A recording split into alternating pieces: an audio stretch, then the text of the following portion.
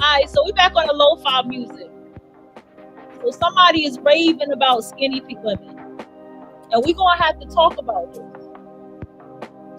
We're gonna have to talk about this. It's a conversation because it's not about skinny. It's about healthiness. It's about mobility, right? It's about appearance. It's about wealth, right? It's about frequency. Even May, the Asian girl, you see how much slimmer she got. Okay?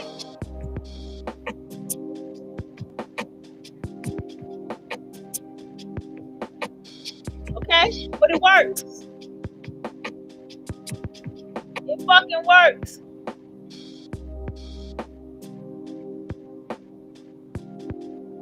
Okay? And I'm gonna show y'all something. And I'm gonna show y'all something after this.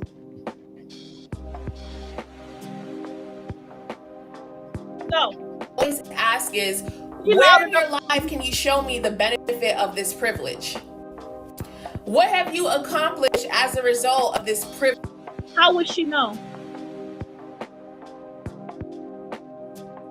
How can someone like this know anything about having any type of privilege, pretty privilege, skinny privilege, thin privilege, slim fit privilege? How would she ever know when she ain't even at the frequency of that? How do you know? Privilege. Like, anyways, that's just how I feel. If you are happy that you're skinny and you feel, and that's all that you think about, and you get to have a better existence on earth with your skinniness, then I guess go for it. Enjoy. I don't know why it's so hard for some people to understand that a lot of skinny girls like being skinny, like me. I stand at 6'2" and I'm around 136, 140 pounds. Yeah, that's what I'm aiming for. She's taller. How tall does she say? I think we're the same height. I don't know why it's so hard for some people to understand that You're beautiful. a lot of skinny girls like being skinny, like me. I stand at 6'2" and I'm around 136. Right. That's not bad. And that's a model size too. I don't want to hear nothing about the patriarchy and all of this type of stuff. I heard the quotes, how the women stay skinny, but here's the thing. We're talking about healthy women. She looks like she's pretty athletic too. We're talking about healthy, slender women. Let's make that clear. Working out, putting on that yoga, doing them goddamn Pilates type skinny. That's what we're talking about. 140 pounds, so I'm pretty slim for my height. And I always loved being skinny. Like, I used to be a model. I used to model. I don't know why I stopped, but I used to model. But I just genuinely love. And she's beautiful. Like, Being skinny, and it's so hard for people to comprehend that. Like, I was in the weight room at my school one time, and one of the girls I know, I was working out. You know what I mean? Because even though I'm skinny, I got muscles. I run track, so I got. I told you she's athletic. Six pack. My thighs are like really big. They're muscular and everything. I got a little booty going on, but it's muscular, like, you know, from track. So everything I have is muscles. And I was in the weight room and I was working out or whatever, and she was like, "Oh, do you want to do these like workouts with me to get that body for the summer? Like, you know, like she was gonna do some chest workouts, like I guess they grow your boobs and these like things that grow your butt." And I was like, "No, I'm good." And she was just like, "Why don't you don't want that body for the summer, girl?" And I'm just like, this body is fine enough. Like, I weigh 136. What do I need to change my body for the summer for? This is already bikini body. Like, she looked so puzzled. Like, she didn't understand why I didn't want to work out to make my butt humongous and my boobs gigantic. I was trying to explain to her, like, I like being skinny. Like, I feel like I don't see why people don't understand that most skinny girls like being skinny. Like, I was walking down the street and yes, I have to tell you, all that time of wanting to gain weight, that was society. That was society's pressure on me. All of that shit was society shit. But all that time I went outside and all the RSVP events, the women were skinny, the women were model. They had nice ass bodies. You hear me? Bodies, worked out, muscled, nice ass fucking bodies. Are you kidding me? a doctor from Miami came and told me they offered me a free BBL. I wouldn't accept it because I like being skinny. Like, I don't want to like have a Coke body figure, even though it's beautiful. It's really beautiful, but I don't want it. It looks good on you, but I don't want it on me. Right. And this isn't bashing any of the women who have a natural BBL, or bashing any of the women who have a BBL. This isn't bashing any of them. I just don't want to look the same. I don't want to look like everybody. Everybody wants to get BBLs. Everybody wants to get this done. Everybody want to have an hourglass body. I don't want to look like everybody else. And I feel like if God wanted me to look like that, he would have made me like that. If he wanted me to have a Coke bottle figure or an hourglass body, he would have gave me that. But he didn't. So therefore, I don't want it. Why would I want something that wasn't given to me? Oftentimes when girls want BBLs, it's because they see other females around them built like that. Because if there was no one on this earth built like an hourglass, nobody would be thinking, oh, I want to be built like that. Because you don't got nobody representing it in front of you. Right. I just don't know why it's so hard for people to understand that I like being. I'm from Queens. Let me make it sound clear. I'm from Queens. All right. I'm from Southside Queens. On top of that. Being skinny, pretty, and fly is everything with Queens. Okay, yeah, I had a homie from Brooklyn. Okay, 7 Campbell. I had a homie from Brooklyn be like, damn, all the women in Queens are beautiful. Every single last one of the women. He was in Southside. He was like in awe. He never been there before, and he was just looking around. He was like, damn, all these women is beautiful. Okay, this is where I come from. Girls like her walking down the street, like 10, 20 girls that look like her walking down the street in different heights. That shit don't look healthy, y'all. I'm looking at my ass now, right? I've never had an ass. I've always been slender. I'm looking at my ass right now, y'all, and I don't like it. I'm like, we got to tighten this up. It's too loose. I don't do loose booty shit. We need to tighten this up. We need to do some kickback exercises. I don't like the way my ass looks. It needs to be shaped up better.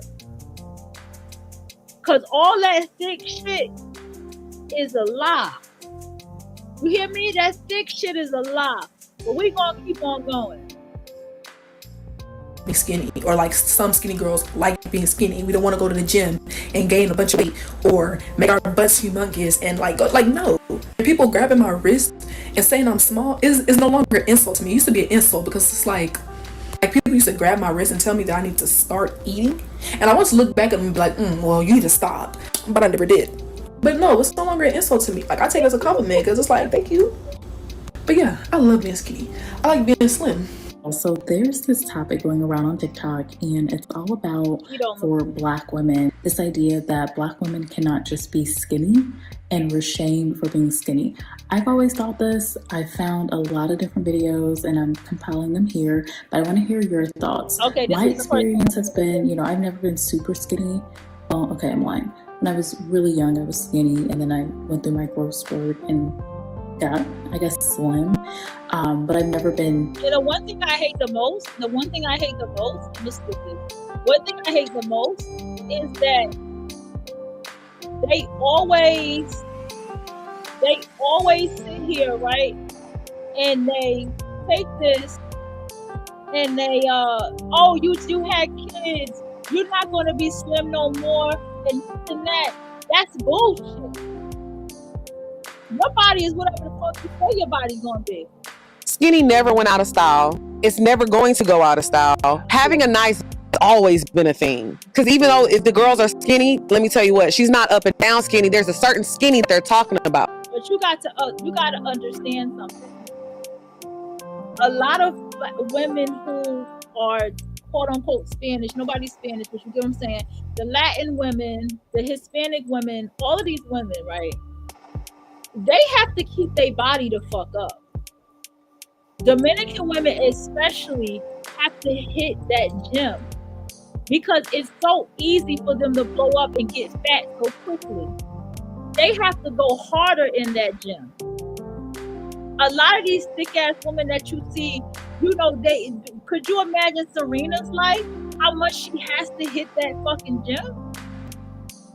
It's that Victoria's Secret model skinny where they skinny, but they still got them hips and that little bubble in the back. Now, I will say, as far as the extremely big extremely small waist. I never liked that. When I went and got my BB, it was never to have that. I wanted that little, that hourglass shape. The hourglass shape will never go out of style. At one point, the girls was getting the to where you could put like a cup on it. Yeah. Like a shelf. I think that has gone out of style, and I think people don't want to necessarily walk around looking like that anymore. Yeah. So now everybody is getting their shots removed. Everybody is getting their BBL. And I noticed something else too. I remember this one girl, Ebony, after she had her baby, she had a big old ass, right? And she said to me, I don't like it.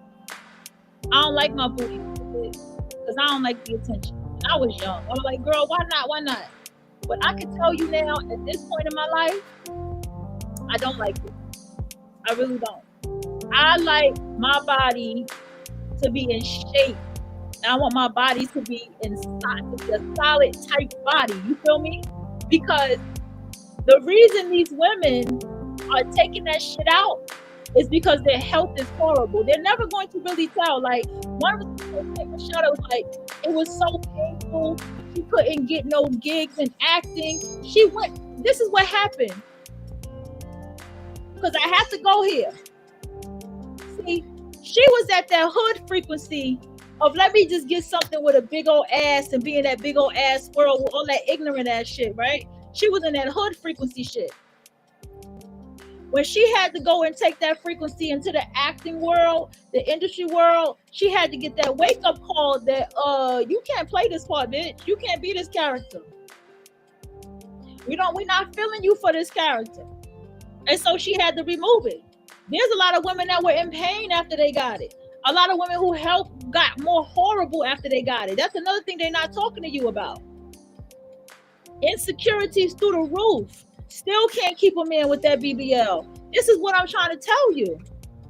And they sitting back because it's pick me energy. Come on, let's not forget that. The pick me energy is looking at my toes. She always watching you. Boy, do you watch your damn self? And the pick me on the fucking energy is like, wait a minute. All these women who are slim and skinny, all these women who done lost all their weight to the point of being like 300 pounds all the way to fucking 120 pounds. Look at what their lives is. Look what they get. Look what they're attracting. Because that's how they always are outside themselves. They don't know nothing else. What is it called? Reduced because nobody wants that look anymore. At one point, that's what a lot of people were trying to attain. I don't understand why you would want to walk in a room and that's the first thing everybody is looking at. It looks crazy. We all have nice, they're big, but they're not like distracting to where it's like, oh my God. It'd be some girls, and I have a big, they walk by and I'm like, oh my God. Yeah, it's like a museum. Yes. Mm-hmm. My favorite thing to be is skinny. Not the African. And I fear you cannot say that out loud, but it is my favorite thing to be, and it is my favorite fear to not be. And this is just for me personally. This is all personal to me. I want you to pay attention but I just want about these women that are skinny, because it's much more than the fact that these women on the camera are skinny. First of all, she takes care of her skin. Okay, her skin looks great. She's I think she's pretty, right? She looks like her eyes are naturally like that. That they're like, she has those I call them the grandma eyes, right? She looks like she naturally looks like that. And I'm saying all this to say that these pick-me's, but that's who the fuck it is. These mammies and these pick-me's are trying to make people feel fucking horrible for being healthy. We can't be manipulated like this anymore, people. This is why you have to tap into that frequency. This is why you do the success study. If you got to build your mind up like, bitch, you can't sit here with me and my friend Shonda Rhimes, Aaron Sorkin. You can't sit here with my friends, whoever these people that are your muses. You can't sit here with us.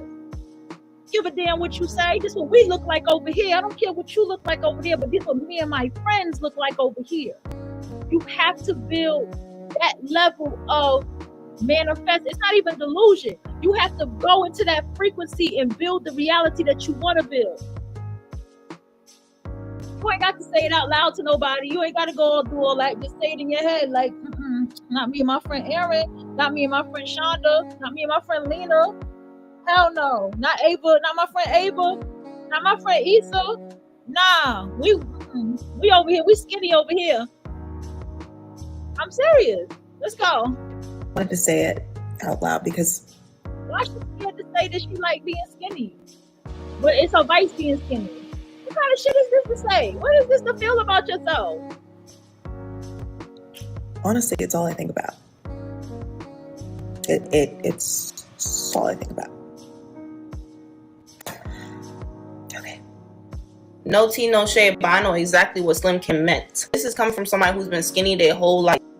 And she sound like she from Southside. Been bullied for being skinny. 100 pounds soaking wet their whole life and tried everything in the book to gain weight. I'm talking about I used to force myself to drink 3 Ensures a day until I threw up. I tried a pediment, whatever you want to call it. All the weight gain mass. Let me tell y'all something about my daughter. Before we moved, she was chubby. Her face was chubby. And she was a little mean little bitch. And I can say that, because that's my daughter.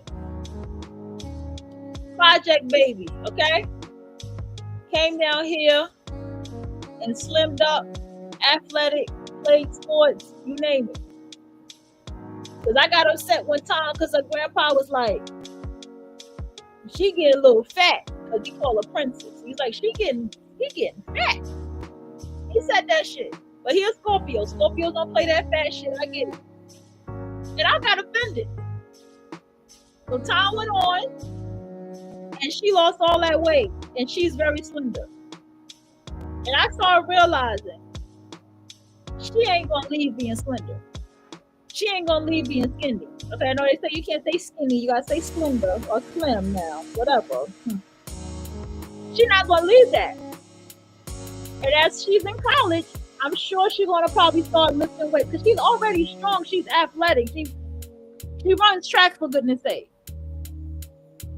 Okay, so that metabolism, you know what I'm saying, all that stuff. So all of that being said, y'all, we got to start really examining the people who say the shit they say and realize that they don't have no social surmounting. I guarantee you most of these skinny women have social surmounting in their life. There's a reason. There's some kind of underhanded universal law about the way we keep our body. I don't care what nobody says. Because at the end of the day, when Shonda left LA, she's skinny now. Shonda Rhimes is skinny now. Issa Rae is skinny. There's a reason for this. This is the putting peanut butter in my smoothies, everything in the book, and I still can't gain weight, and I'm cool with that. I had to learn myself for just being slim as hell. So I know what she mean, but it was all about wordplay. But there's nothing wrong with self-confidence, because let's be honest, if a plus size girly came up here and said the same thing, that I love being plus size, I love my size, and I wouldn't want to wish to be anything smaller than what I am, y'all would have all been gassing her up. Nobody would have been clocking her tea. But for some reason, anytime a skinny girl wants to love herself, y'all make it seem like it's an issue, like skinny. That's right. I'm glad you called it out, sweetheart. There you go. Skinny girls can't get body shamed. Because I grew up hearing my whole life, why is your wrist so small? Why don't you be eating? You're borderline underweight. I've been called Slim Jim, Cinnamon Sticks, Cinnamon, Twig, you fucking name it. I feel like the only people that's getting offended is the people that don't love themselves. If the shoe don't fit, don't fucking force your big ass feet into it. I could have sold. Thank you. She sound like she from Southside. Yo, let me tell you something. I'm trying to tell y'all, man. I'm trying to tell y'all, we need to start talking like this more. We need to let this be out there. We need to embrace slenderness, being skinny. We need to embrace all of this shit and stop letting this motherfucking obesity shit, this big booty shit, unnatural big booty shit, this sloppy booty shit, as if this shit is okay and normal. Because when you talk to them bitches, they don't like their motherfucking body. They don't like their motherfucking self. So you trying to tell me that there's rethink pride? Get the fuck out of here. All the posts and keep scrolling. Why are you making it about you like she was trying to hate on plus size girlies? I don't think it gave that at all, but Let me shut up. I don't think a lot of you guys are looking at Slim Kim's statement about being skinny through a black lens, because being skinny in the black community is not like the highest beauty standard. It's always, you know, shorter average women who are thick. That has always been the beauty standard for us. I am 5'8". I am skinny. I think the last time I weighed myself, I was like 135 pounds. I need you to understand something. When you are anything above 5'6", it's just our bodies can't handle. I realize that we're slim for a reason. Our bodies can't handle being past 160 pounds. 189 pounds is a lot of weight for me to carry when I think about that. And if I wasn't careful, I would have been up to 200 pounds out here. Okay, that's 189 pounds. If you add that up a little bit more, that's about 200 pounds. Okay, I did think about that shit. Like, wait a minute, bitch, you mean to tell me I'm almost 200 pounds? When I saw that skinny woman that was walking past with her bun on the top, like how I wore and how I looked when I walked outside, I said, ooh, baby, no. I said, how can I feel jealous for someone who reminds me of me? And that was the universe giving me a reminder, like, bitch, do you remember her? Do you remember her with those cute shoes, comfortable flat shoes that you would wear, with the fitted pants, the fitted jeans that you wore up to your belly button line? Remember that style you wore? And then you wore the cute shirt with the button up, and then you would tie your long hair up in a bun. You remember that girl? You remember her? That's what the universe was screaming to me. And this was right before I fell out and got sick. You got to be able to pay attention to the sacred synchronicity. And here I am talking to y'all, and here we over here with this conversation once again. Whether y'all want to face this reality or not, how am I sitting here talking about aligning myself and getting into a frequency and getting to a level of life, and it comes to me end up being back to the place that I didn't appreciate that I was in? It comes to me going back into a place that I didn't appreciate, that I felt some way about, that I felt that I wasn't a woman or grown enough to be in. My shoulders are a little bit wider. I don't really have that waist thing going on, and my hips are just non-existent. It really wasn't until this year where I finally came to terms with the fact that I am not going to be thick. I've always wanted to be thick. My entire family is thick, gorgeous, voluptuous bodies, and that's just not me. But voluptuous bodies are not healthy. I can still love myself for the way I am. I don't know what her intent was with that video because it was so vague. But yeah, I just think that we really need to analyze that aspect of being skinny within our own beauty standard. The collective outcry on this app when Slim Kim came out and said what most fat people know that many skinny people think is just indicative that we are not mentally prepared for the shift of conservatism that is happening in this country. The rise in body fascism, the narrowing down of what is seen as beautiful or what is seen as an acceptable way to look has been happening for some time now. If I'm being real, it started with the deer versus doe eyes versus siren eyes versus dark feminine versus all of that. It's a pipeline. Do you have cat face or deer face turned into let's turn our faces to the side and analyze the slopes of our noses like fucking eugenicists? And I think that because we are so used to seeing the alt-right pipeline as marketed towards men, it's more difficult to recognize. And that's not it. Trust me, I would have been one of those to be like, I agree with you. I see, okay, I'm opening the chat room now. I'll be like, I agree with you, but in this case, I don't. My name is Justin. I have YouTube channel. I just found your channel on YouTube. Okay. Who is this? The dinosaur. Anyway, what I talk about here is there's a frequency to this. What is the frequency to this? The frequency is that if people are getting to a certain level of life and they're losing weight and they're changing the way that they eat and they're changing their mindset, this weight loss is with reason, right? I'm just saying. Let me go back here. The weight loss is with reason. There's something in the creator's code to why we are slimming up. It ain't got nothing to do with conservatism. I don't think it has anything to do with that, because I feel like these women are more healthy.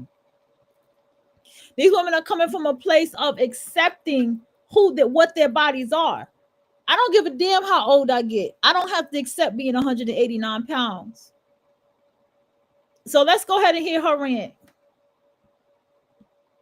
Understand when it's being marketed towards us in beauty spaces. It's not a coincidence that all of a sudden skinny people are coming out and declaring that they love being skinny. It is not a coincidence that brands that formerly claimed to care about diversity or whatever are rolling back on their darker skin tone. People are now openly saying the R slur on social media again like it's normal. All of a sudden it's become accepted to declare. Let me tell you something.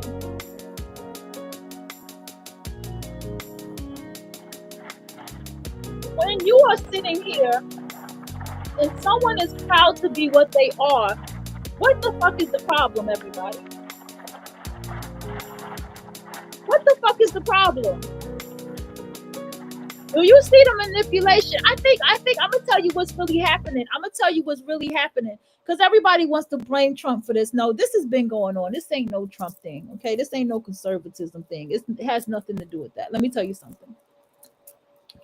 What I see is mass dark psychology and fucking manipulation. Y'all have sat here and y'all got the BBLs, and people done got fucked up over the BBLs. People have died over the BBLs. And I noticed that you sit here, then on top of the BBL shit, then you have bitches who clearly their health is horrible, right? Their health is fucking horrible. And they got all this goddamn weight. Clearly, there's a personality to a fat bitch, right? Clearly, we learn about the fake friend and dick. We are learning all of this stuff for a reason, because we are supposed to vibrate into something higher into our lives. Our minds are supposed to go above this shit. Like, they're supposed to go way above all of this and this mentality and these kind of people. This is why we're raising our frequency, because I know y'all see what I see here. Like, bitch, you're not going to fucking talk circles around my motherfucking head. You're not going to scientifically, there's face symmetry. There is face feng shui that exists. There is facial ways and shapes that are found to be more attractive. And that is a fact. Whether you want to accept it or not, that is a fact. On this app that you don't care about Palestinian people and their genocide. As we scroll and consume and even participate in social media, we need to be engaging in critical thought. Media literacy is dead. Can we revive it, please? So it's a creator on here. Let's go back. I want to go back to what the fuck she said. Collective outcry on this app when Slim Kim came out and look how slim this. You see how dark? You see how fucked up this is? Did anybody acknowledge any woman who was skinny and how she feels about being skinny, and how she feels almost shameful and shy and kind of caught up in a corner, afraid to say, "I love being skinny"? Why should she feel that way? I think that we really need to analyze that aspect of being skinny within our own beauty standards. The collective outcry on this app when Slim Kim came out and said what most fat people know that many skinny people think is just indicative that we are not mentally prepared for the shift of conservatism that is happening in this country. The rise in body fascism, the narrowing down of what is seen as beautiful or what is seen as unacceptable. She's trying to say, let me help y'all catch on to what she's trying to, what she building on here. She's trying to build on. She's saying that the narrowing of the mind and the slimming down of the mind and the slimming down of the people. No, let me motherfucking tell you something. Let me tell you something. And I'm being for real when I say this. Ain't nothing healthy about being thick. Unless you working yourself out, unless you tightening your body up, ain't nothing healthy about being thick, and the damn sure ain't nothing healthy about being fat. Okay? Ain't nothing healthy about this shit. You're not gonna sit here and try to spin our head around with whatever logic that you're saying. Low-rise jeans are back, everybody. Low-rise jeans are motherfucking back. But if you ever work retail, they gonna have all the jeans up in there. They just probably putting them in the window now.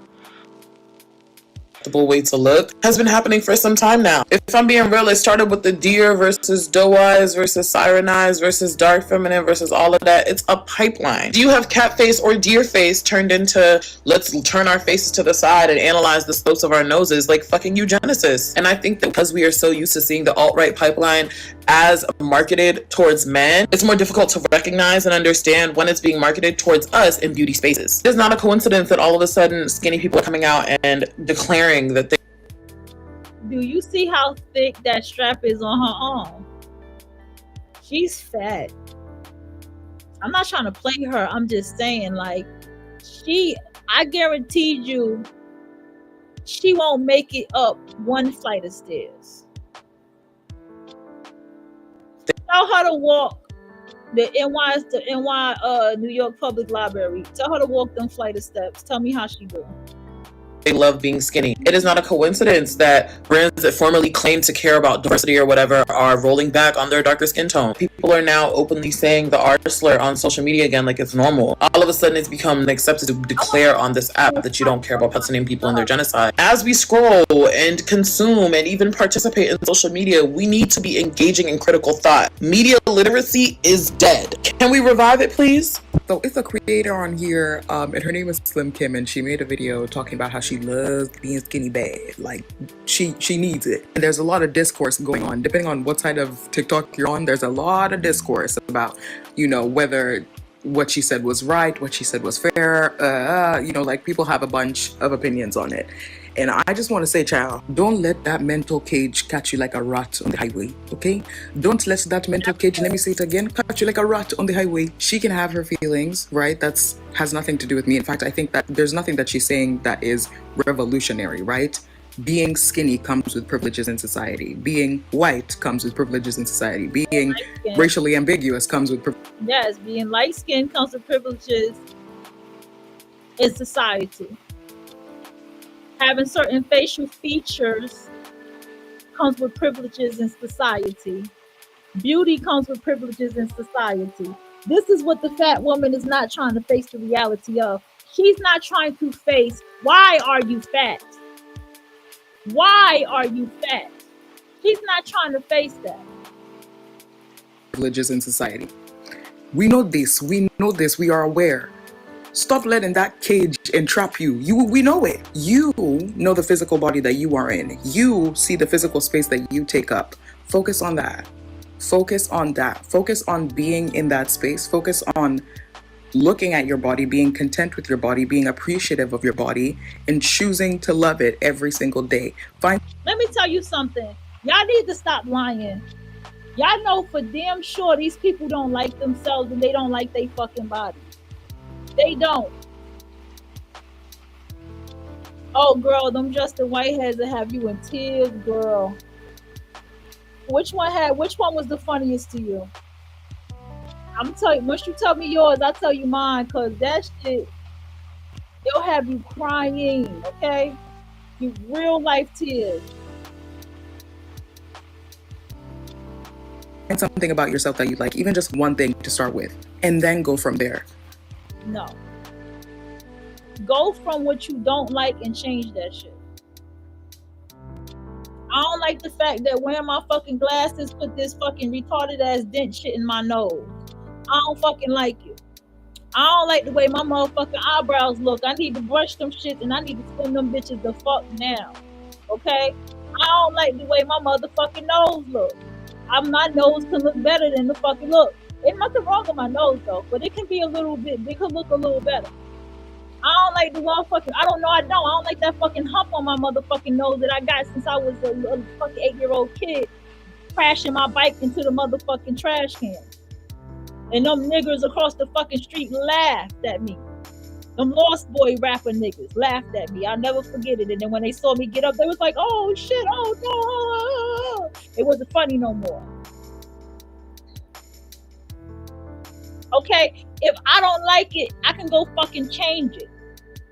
And the reason you have transgenderism and transitioning and facial and body alterations and shit like that, it is a physical representation of the changes, the spiritual changes that you make in your life. Have you ever noticed when somebody loses weight, how different their faces look after they lose all that weight? They really can see their face. Have you ever noticed when somebody loses weight, how just different their body shape and everything is just from the fact that they lose that damn weight? Have you ever noticed that? Give me a break. I don't do all that. Look at yourself and see what you like. See what you don't like and change that shit.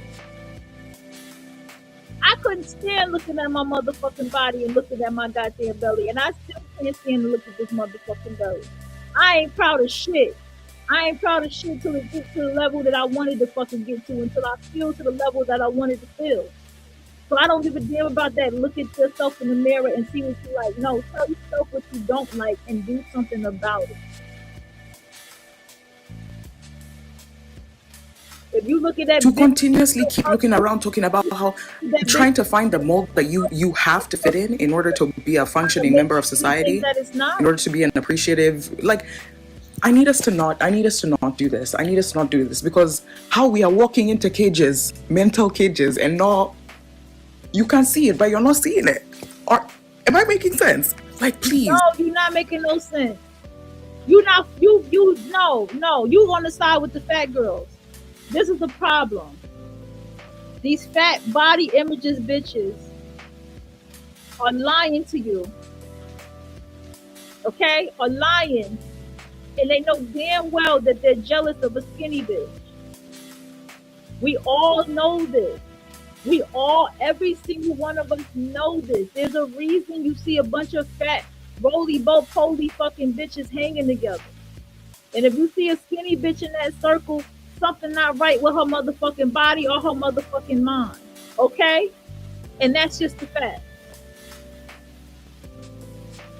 Her feelings, her wants, her desires, they are, I'm sure, justified by her life experience, by society. Okay, let's not act like there's privilege in many realms and circles. Like, please, I don't even have time to break it down. I really am not even here to talk about all of the vocabulary I can pull out to discuss the systems of oppression. No, I'm literally just here to say, let what she said be what she said. It doesn't have to shift anything about how you view yourself and how you value yourself. It shouldn't, actually. I'm here to yell at you and tell you that it should not. It should not. Please. I understand and recognize that there are systems in place to hurt. I'm skipping her because she's full of shit too. Who's next? Is this the same bitch?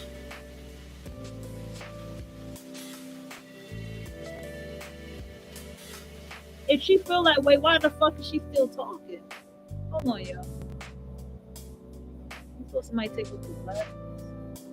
That her? Yeah, that's her. I don't want to get her no more. But let's get to the next lady. Right. I was so skinny that my childhood nickname used to be Toothpick, and it made me extremely insecure. But as I got older and became an adult, I learned to like my body and to accept my body for what it is. So why would it be a problem if a small one was to come on this app and say, I like being skinny or I like my body? How come that is not body positivity, but people are looking at that as being weird and trying to label it as being fat phobic? And I watched the video and she said that she liked being skinny. She didn't say that everyone should be skinny, everyone should go to the gym. So I'm not understanding why people are bringing fat phobia in the conversation when fat phobia wasn't in the conversation to begin with. I do feel like it's a double standard, because as a smaller woman, if I would say I like being skinny, I like my body, everybody be like, whoa, pump your brakes, you can't be fat phobic. I wasn't being fat phobic to begin with. I'm fat phobic. I'm fat phobic. I'm very afraid to be fat. I'm very afraid to make it to be 200 pounds. I am very afraid of fatness. I am very afraid of having a fat, flabby ass. I am very afraid of having any type of saggy skin on my body. I am very afraid of that shit. I am very fat phobic. I don't fucking play that fat shit. I don't care how nobody takes it. That's how I feel. This is my body. This is my well-being. When I go outside and I go into the places that I need to go to, when I stand up in front of people and I tell them that I'm working on this and I'm working on that and this is what I'm doing and I want them to work with me, I need to be respected. I need to look good. I need to have an appearance. I need to make sure that I'm solid on everything that I present to these people. Because if not, ain't nobody gonna want to work with me. And this is the experience that I saw yesterday. I was like, you shouldn't be asking nobody what they want to do. We following you. We should be following your lead. You should be telling us what to do respectfully. And that's what I'm saying. At the end of the day, there's something in the universe about being skinny. There's something in the universe about being skinny.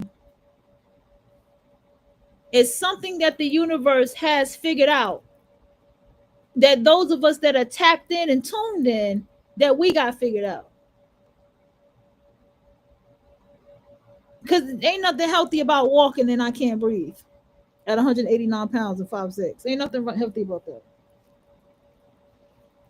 Ain't nothing healthy about me not wanting to walk anymore like I used to.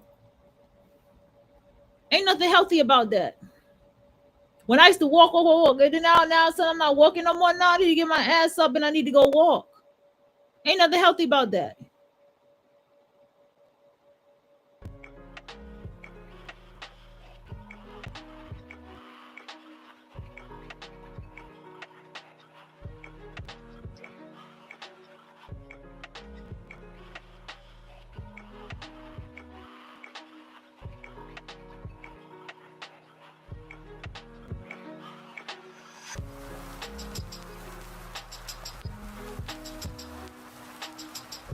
Oh shit, she got work. I'm about to skip her. We're gonna go to the lady with the start. That thing, but that's a conversation for another day. Make no mistake, one of the reasons heroin chic style thinness is back in isn't just because of eugenics. It is largely because of eugenics in response to the pandemic, but it is also because the billionaire ruling class is prepping the people, the culture, society, the zeitgeist for forced austerity.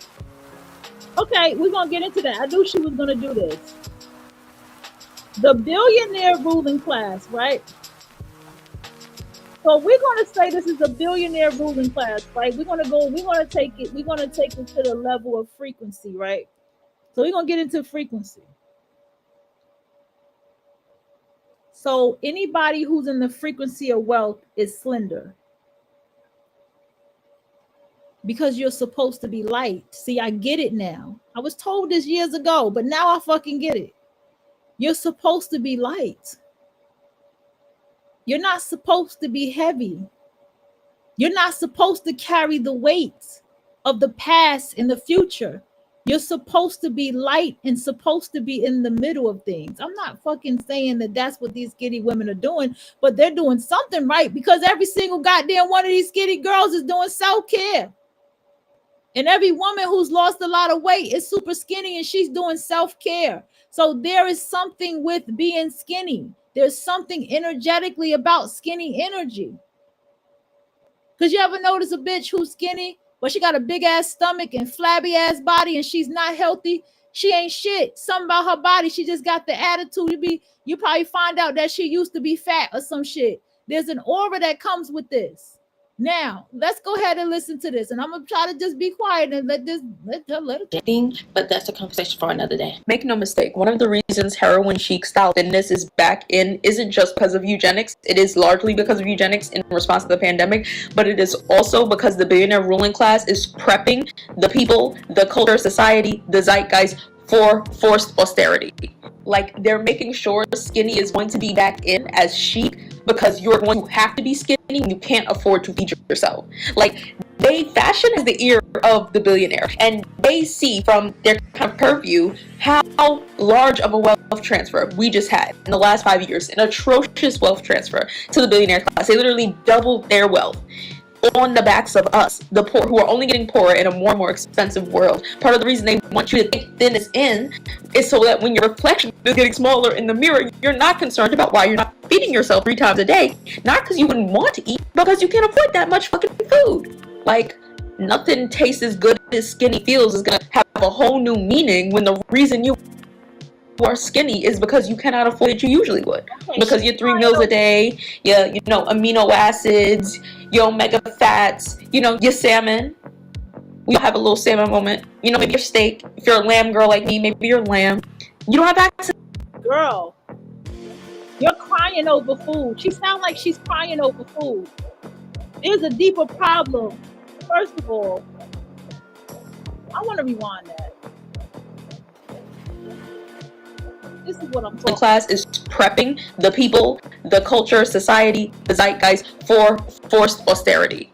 Like, they're making sure skinny is going to be back in as chic because you're going to have to be skinny when you can't afford to feed yourself. Like, fashion has the ear of the billionaire, and they see from their kind of purview how large of a wealth transfer we just had in the last 5 years, an atrocious wealth transfer to the billionaire class. They literally doubled their wealth on the backs of only getting poorer in a more and more expensive world. Part of the reason they want you to think is so that when your reflection is getting smaller in the mirror, you're not concerned about why you're not feeding yourself 3 times a day. Not because you wouldn't want to eat, but because you can afford that much fucking food. Like, nothing tastes as good. Well, like, she's trying to say, this is why I said you got to pay attention to the fucking manipulation, bro. This world is so fucking manipulated. It's fucked up. I'm starting to associate manipulation with insecurity. Make no mistake, one of the reasons heroin chic style thinness is back. Heroin chic. That's what she fucking said. I knew she said, first of all, ain't nobody on no motherfucking heroin. See, this is the type shit that I talk about with these the fat logics. This is what we don't even have to say fat, the beluga. This is the beluga. This is her logics. Okay, we're gonna have to listen to this again, y'all. Unfortunately, but damn, I gotta go get my other phone. We gotta listen to this again. Let's go. Isn't just because of eugenics. It is largely because of eugenics in response to the pandemic, but it is also because the billionaire ruling class is prepping the people, the culture, society, the zeitgeist for forced austerity. After this,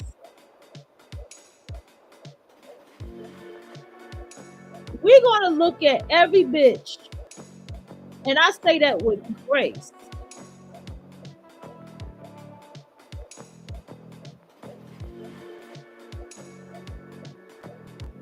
We're going to look at some glow up journey compilations. And we're going to pay attention. I'm trying to find it now. We're going to pay attention to something. So first, after we finish with this video, we're going to get into 10 features of an attractive face. And then we're going to get into other things. Okay, hold on. Man, hold on. Let me put it on some chill hop or something, because I was trying to put it on lo-fi. This bitch probably need to hear fucking down tempo, this fucking bitch talking. All right, let's go, y'all. Y'all ready?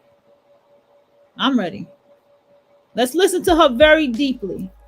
I'll get to the chat room in a minute, y'all. Like, they're making sure skinny is going to be back in as chic because you're going to have to be skinny when you can't afford to feed yourself. Like, fashion has the ear of the billionaire, and they see from their kind of purview how large of a wealth transfer we just had in the last 5 years, an atrocious wealth transfer to the billionaire class. They literally doubled their wealth on the backs of us, the poor, who are only getting poorer in a more and more expensive world. Part of the reason they want you to think thin is in. All right, we're gonna go back to her again. Hold on, y'all. Let me check this comment section. I heard you said the one with the mama. I was laughing all those. Okay. The one where the mom got mad at the daughter and Justin was cursing at the mama through the screen. She got mad at her daughter. And when Justin got mad because the lady was about to start eating a second pizza, I think I know that one. The one who got mad at her daughter. No, that wasn't her daughter. No, the one where she was yelling at her through the door. I know which one you talk about. That gotta be that one. She had went to jail and he was like, well, that was a big ass jailbird. You talking about that one. Honestly, I've been too skinny before, but that was better than when I was 180. Girl, you not gonna talk me into eating more. I need to be able to run and go upstairs without stopping. Thank you. You didn't say fat logic. Girl, this is beluga logic. It ain't the word fat no more, girl. This is beluga logic. I'm not trying to steal anything from Exoticals United. I'm really not. But girl, this is beluga logic. This is bumbleclop beluga motherfucking logic. We're gonna get into something though. I done found the video. Oh, don't worry. Cause see, something about what she's saying is sticking out to me. I want y'all to, I'm gonna dissect the fuck out for forced austerity. Like, they're making sure skinny is going to be back in as chic because you're going to have to be skinny when you can't afford to feed yourself. First of all, a lot of you bitches, see, that's shady. See, that's some shady ass shit. That's saying the reason why y'all are skinny is because y'all starve yourself. Not that we work out, not that we eat for medicine, not that we eat in moderation, but we're starving ourselves, everybody. That's why we eat the way we do. Like, fashion has the ear of the billionaire, and fashion has the ear of the billionaire. They say that any fashion school is the rich kid's sport. That's what they call fashion school. Fashion school is the rich kid's sport, right? That's the rich kid's career. That's what they call fashion school. I heard an Asian woman say that to somebody on the show. Then there is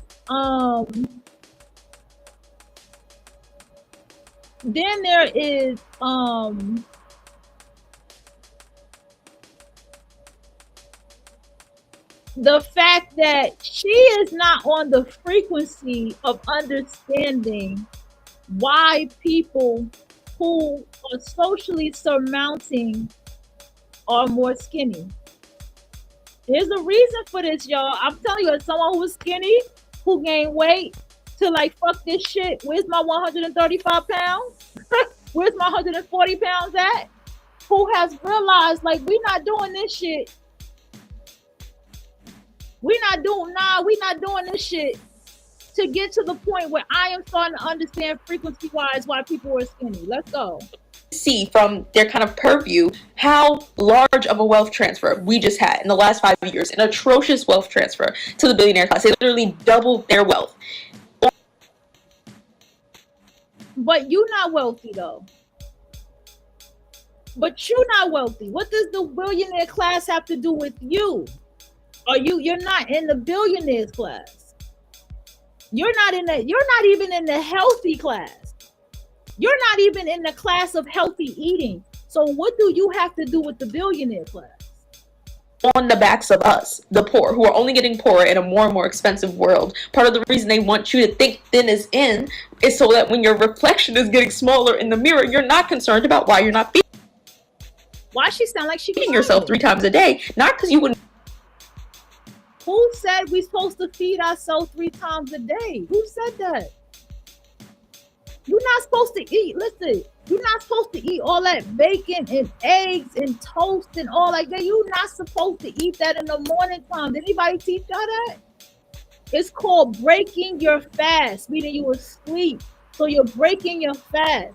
So how do you break your fast? For anyone who's ever fasted before, you can't jump into eating like that. If you ever juice fast, have to do an actual fast before, you can't do that.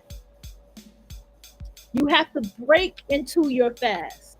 So that means you have to eat more. You have to drink tea, eat vegetables, eat light. We're not even supposed to eat bagels and cream cheese in the morning. We're not supposed to eat all that shit. And if we do, we're supposed to eat it in a much healthier way. Maybe like apple butter or something like that. We're not supposed to be eating all this shit. We're not supposed to be, y'all know y'all motherfuckers ain't eating no 3 times no motherfucking day. Can y'all please stop? Y'all, we don't watch my 600-pound life. Y'all don't eat 3 times no day. Y'all eat way more than 3 times a day. You can eat twice a day and you can be good for the day. Depending on what work shift you work. And depending on how you work and how your lifestyle is. You can eat for once a day and you can be good. It's all about what your goal is for what you're accomplishing. You want to lose weight, the less you eat. You want to gain weight, you eat more.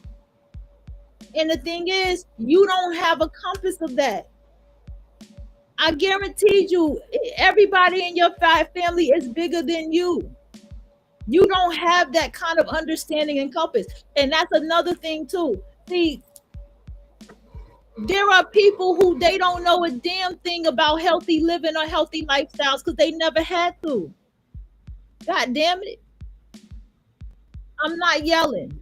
I'm bringing my logic to this conversation from what this woman is saying out her mouth.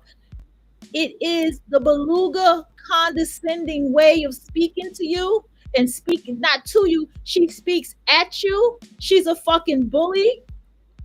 The beluga is always trying to intellectualize stupid shit. You want to eat, but because you can't afford that much fucking food. Like, first of all, your motherfucking cart, and I thought about this.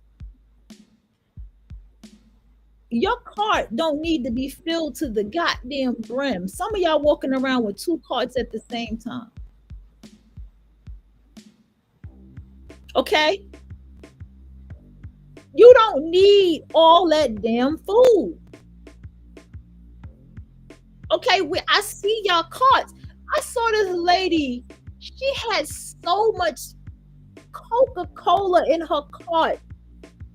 Like, it was a kid. It was a brand new kid. She had a Coca-Colas. And I swear, the universe was working through me when the car rolled by, said, she need to stop drinking all that soda. She got too much heart problems. The universe did that. That wasn't me. I didn't know that lady. She need to stop drinking all that soda. She got too much heart problems. These people don't give a damn about their health. They don't give a damn about their life. And they hate you for doing it. They're sick in the head. This is the beluga logic. And now I'm about to go listen to United Exotic. Nothing tastes as good as Skinny feels is gonna have a whole new meaning. Skinny is horrifying for her. Skinny is torturous for her. Respectfully, I say this. Skinny is like being in Africa and Ethiopia and being in a Jewish concentration camp. That's what skinny is for her. Do you see the drama in that? Do you see the over exaggeration in that? Do you see the girl sit your ass down somewhere in that? That's what she's saying to all of us that are either skinny or want to be skinny. And I bet you your bottom motherfucking dollar on Rain Man that slender and saying slender and not saying skinny no more was a fat bitch thing. I guaranteed you. Go into my comments. Anybody else got more comments? Glow up journey for inspiration.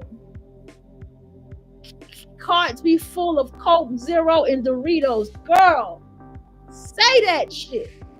Put a star next to that. Don't forget the fucking Coke Zero and then what gets to me is these companies still needed to make their money. And they were like, man, we can't control motherfuckers that's over consuming our shit. We ain't fucking do no voodoo spell and light candles and can possess everybody to drink our shit. What the fuck? But when they sit here, they like, okay, let's put Coke Zero, let's take the sugar out. These motherfuckers still pounding it down in the motherfucking car. That shit crazy. Meaning, when the reason you are skinny is because you cannot afford to feed yourself the way that you usually would. Because your 3 meals a day, your amino acids, your omega fats, your salmon.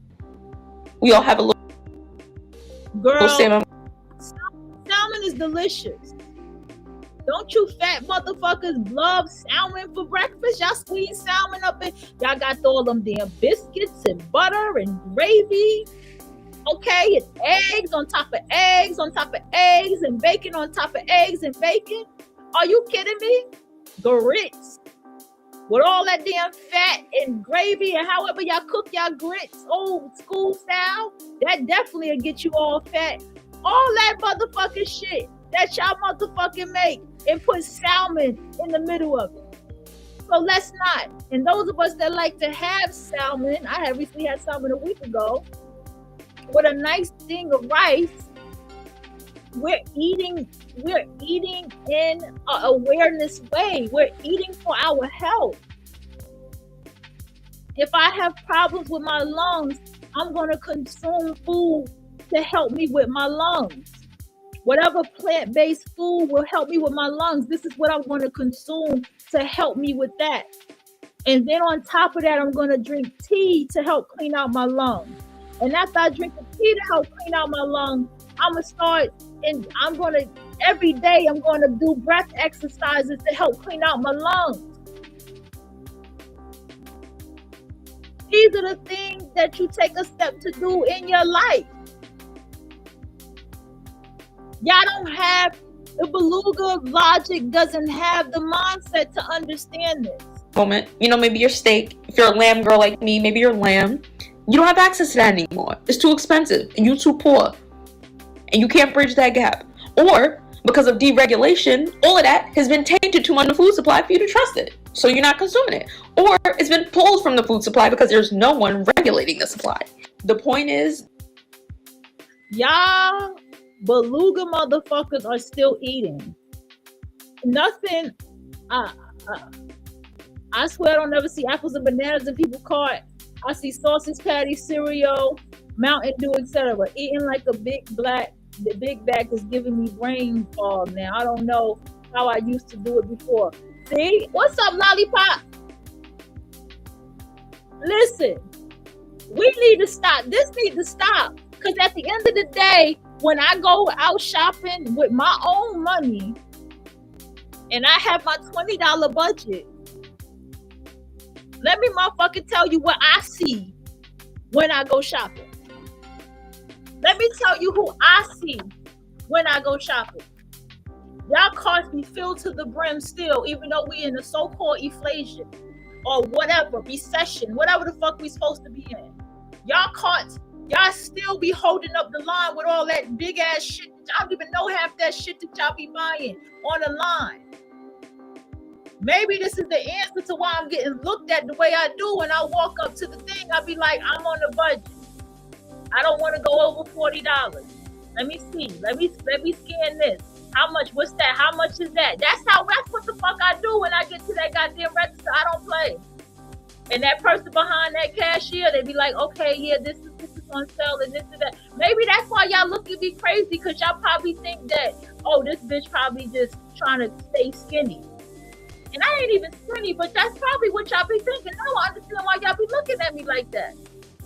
Y'all they know that they are about to push you into a further economic depression.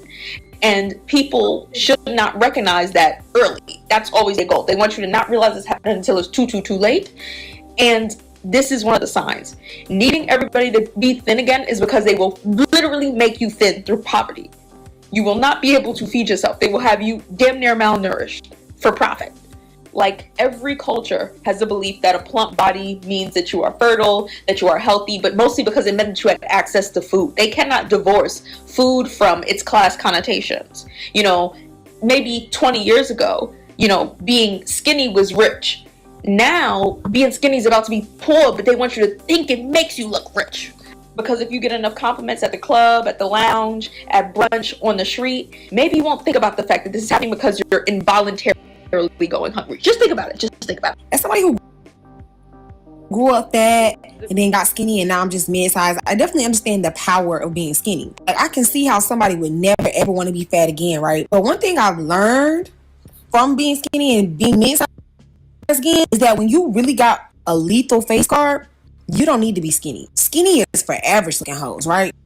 If you just got a regular mug, then yeah, you need to be skinny. When you average looking, don't listen to her.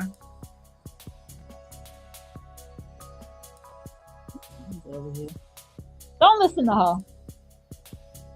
She sound ignorant as fuck. Don't listen to her.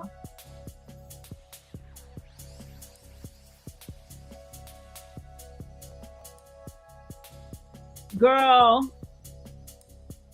Okay, lollipop. Shout out to you for watching in the back.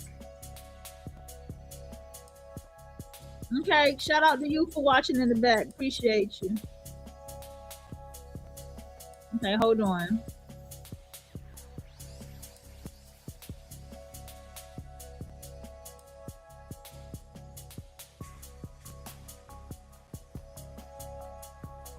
All right, hold on. Don't listen to this one. This one talking about face card and all that. I need y'all to get out of that. Okay? I want y'all to focus on. Sound what? I don't like the way it smells in this corner. I need the mop. I do not like the way it smells in this corner. I sat down in a certain part of my house and I'm like, why the fuck does it smell like that over here? I don't like that shit. Girl, she sound dumb as fuck. That's why I said, do not fucking listen to this bitch. Hold on. Where I just saw that. There we go. Cause remember what I told you. Remember what she said. She used to be fat. She used to be fat. And she got skinny. And she understands why people want to be skinny. That means she still identifies with being fat. And so she still got beluga logic. That's why I told you, check people. Check people. Did they used to be fat? You know what I'm saying? Check it. I'm serious. You need to check that. Yeah, I got a mop. I don't know why it smells like that over here. I don't know what that is. I don't even have milk in my house. So why does it smell like sour milk over here? I don't know. Okay, let's go. The fuck? Being skinny your only trump card, right? But when you got a killer mug, right? When that face card knock folks out, no matter what you got on. See, no, she's giving Pick Misha shit. We ain't coming from no Pick Misha shit. Okay, we not coming from a mammy's perspective. We are coming from the perspective of health. We are coming from the perspective of rising your frequencies. We're coming from the perspective of elevating your life. That's what we're coming from. We're not coming from this face card shit. But we're going to talk about faces, though. Just we're going to get into carrying me through life. People saying that BBLs is retired is kind of offensive to the women that were always naturally built like this. And then y'all went and got bodies built like us, and now we're out of style. I just think that's so crazy and disrespectful. Why do y'all keep saying out of style? Okay, first of all,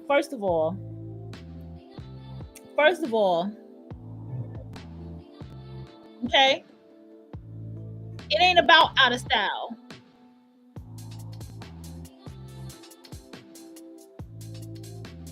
Okay, let's hear my girl for a minute while I get everything else gathered in the background. But we gotta hear my girl for a minute. We gotta talk to May. Let May talk to you about it because she got something to say.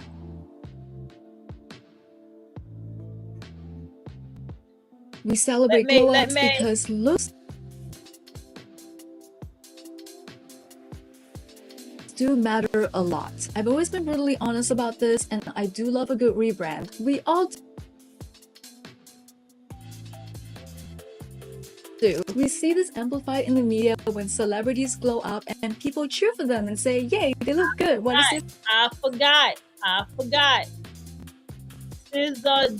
We celebrate glow ups because looks do matter a lot. I've always been brutally honest about this, and I do love a good rebrand. We all do. We see this amplified in the media when celebrities glow up and people cheer for them and say, yay, they look good. What is it? And we know it's not skincare, so who's your surgeon? But if we love it so much, then how come some transformations are celebrated and yet others can ruin your reputation? What happens when a body positivity influencer betrays their audience with a rebrand, and how can we learn from their mistakes? Hi everyone, if you're new here, my name is May and I make content for self-improvement and personal transformation, which also includes rebranding. So I have a lot of thoughts and feelings about the subject because this is personal to me. I've been real with you when I document my own self-transformation, offer you glow-up tips, and also have experienced firsthand the difference in how people treated me when I looked like a whole different person versus now. On top of that, I've also worked with brands in the past, which included helping a few of them navigate being cancelled. Literally, in some cases, I helped write the Notes app apology. A PR crisis is a critical inflection point. It is a test and trial by fire to see how well you respond to pressures about fluff in your brand message, because people perceive it as unacceptable, and I will never waste a good crisis because there are a lot of lessons to be learned and to talk about. So please pretend that I say allegedly before every single sentence.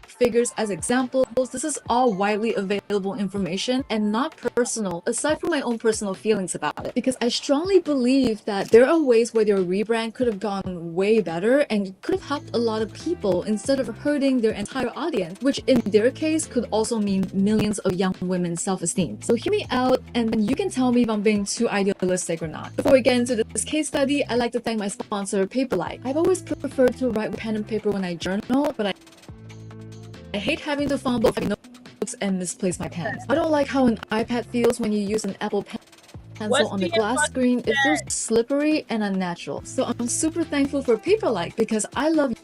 The thing that I have to say is, skinny was never out of style.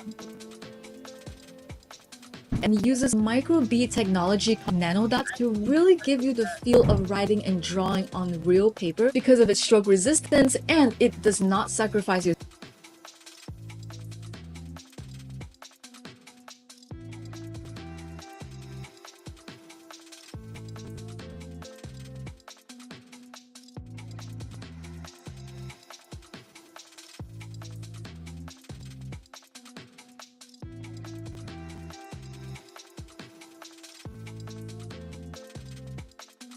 that far. Let's get the list up.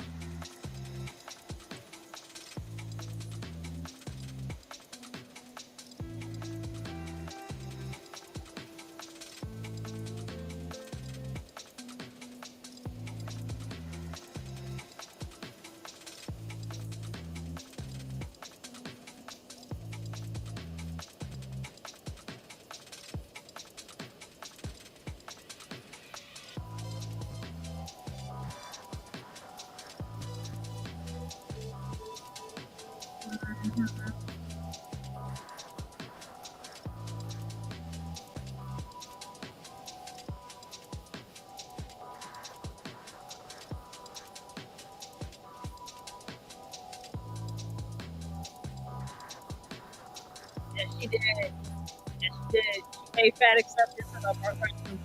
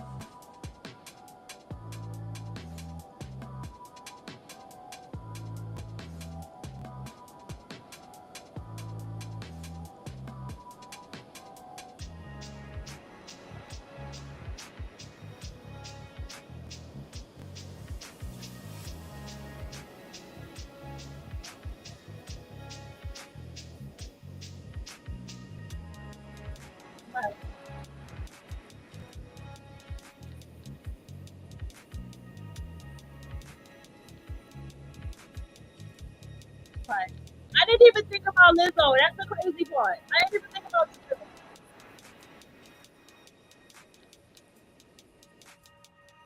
Okay. Okay, let's answer that question. Do people accept body acceptance because they don't want change or think they can't change? Because when you're looking at somebody with this body and they're bouncing around looking crazy, talking about how beautiful this is, and you got doctors, you got nurses, you got professional people telling you this is not healthy. This is not okay. You got nurses looking in their face saying, I see inflammation. I see this. I see that. All of this stuff that these different people who are nurses in these different things can tell you about somebody's health from just looking at them. So you mean to fucking tell me that we're going to accept this as body positivity?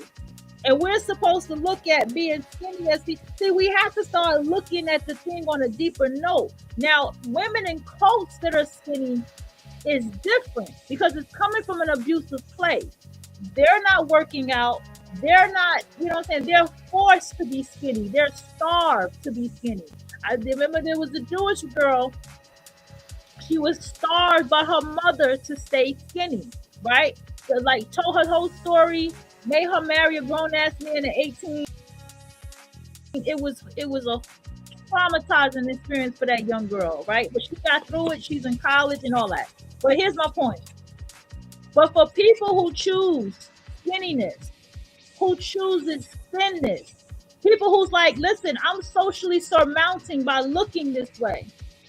People who are standing up for themselves and learning how to be more smart and this and that, while also remaining in a certain type of body and keeping themselves working out. What is the problem?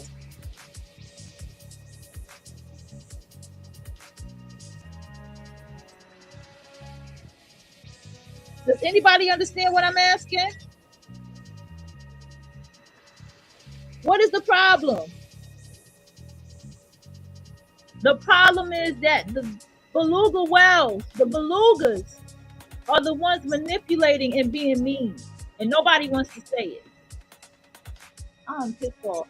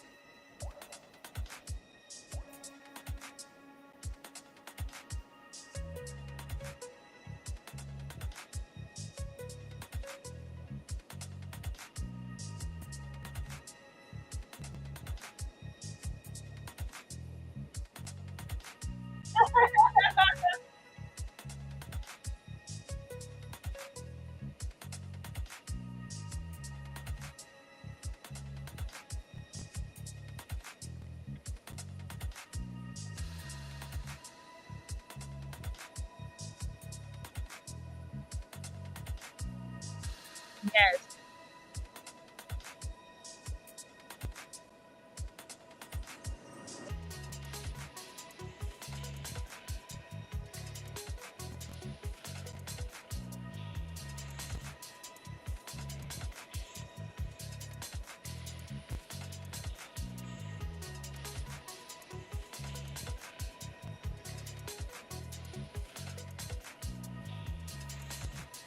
Right.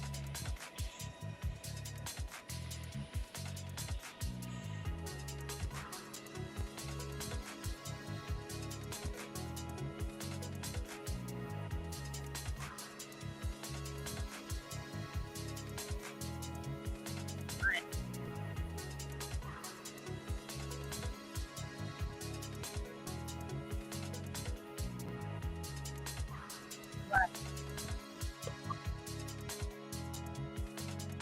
Right.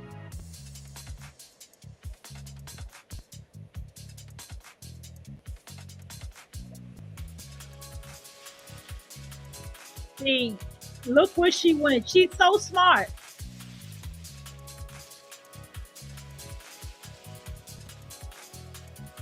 Okay, let's see what she said here. See, this is why I love her. This is what I love about her. This is what I love about her.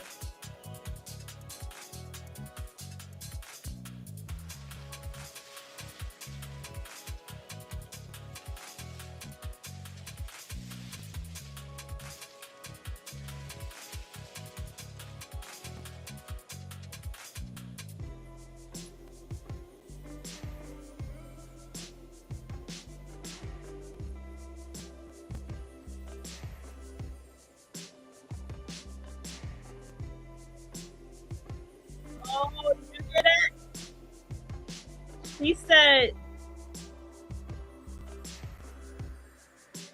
listen to her.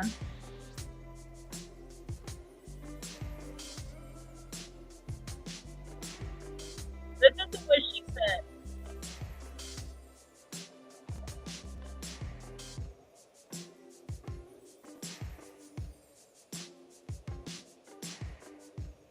Can't win the game of mainstream societal beauty standards. Because understand there's a frequency, there's a level, there's a purpose to this. Now, I say this as someone who is a pretty person in this world. I say this as someone who's noticed, wait a minute, I see some of my features on people's faces. My high cheekbones, my long face. When people get in their spa facials and they're shaping their face, they're taking their round face and making it more slim. I'm noticing that people are doing certain things aesthetically, and then you look at people like, what's the Habib girl, the Hadid girls, the sisters, how beautiful they are. Okay, thank you, because the music choice is like, it's like you just click the genre and it just plays it.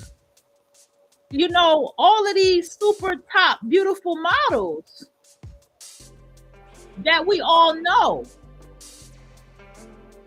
There's a reason a woman like Tyra Banks is classified as beautiful.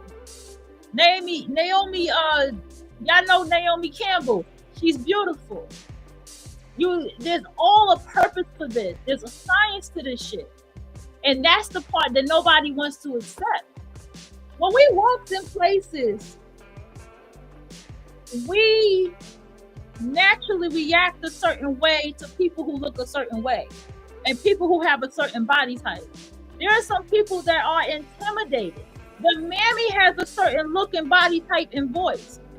The pick-me has a certain look, body type, and voice. Tell me I'm lying. But let her, she about to go in on us. Let's go.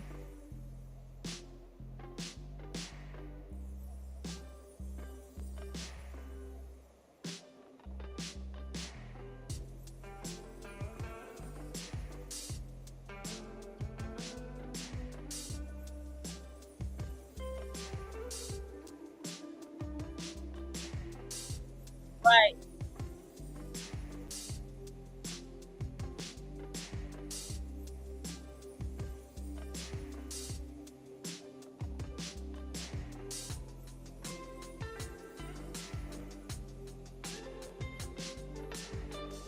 Mm-hmm.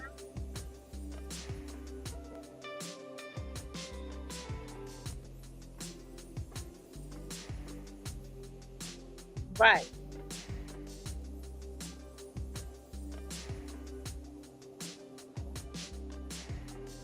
Mm-hmm.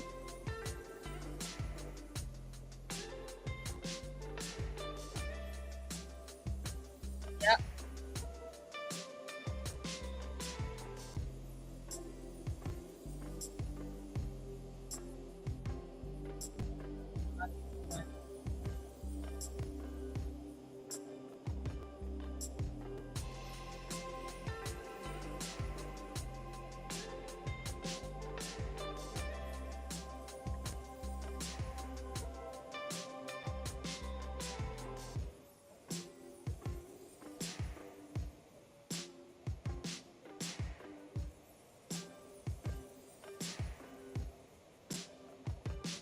Because even that one woman who we were looking at last night, and the guy was talking about like, okay, they used you. You know what I'm saying? You can't hear her. I think that's the damn. I think that's them, bro. Hold on. Oh shit. Y'all see me looking rough? Y'all see me looking rough? Anyway. We can't hear her. Hold on. I think that'd be you though. Because it will tell me if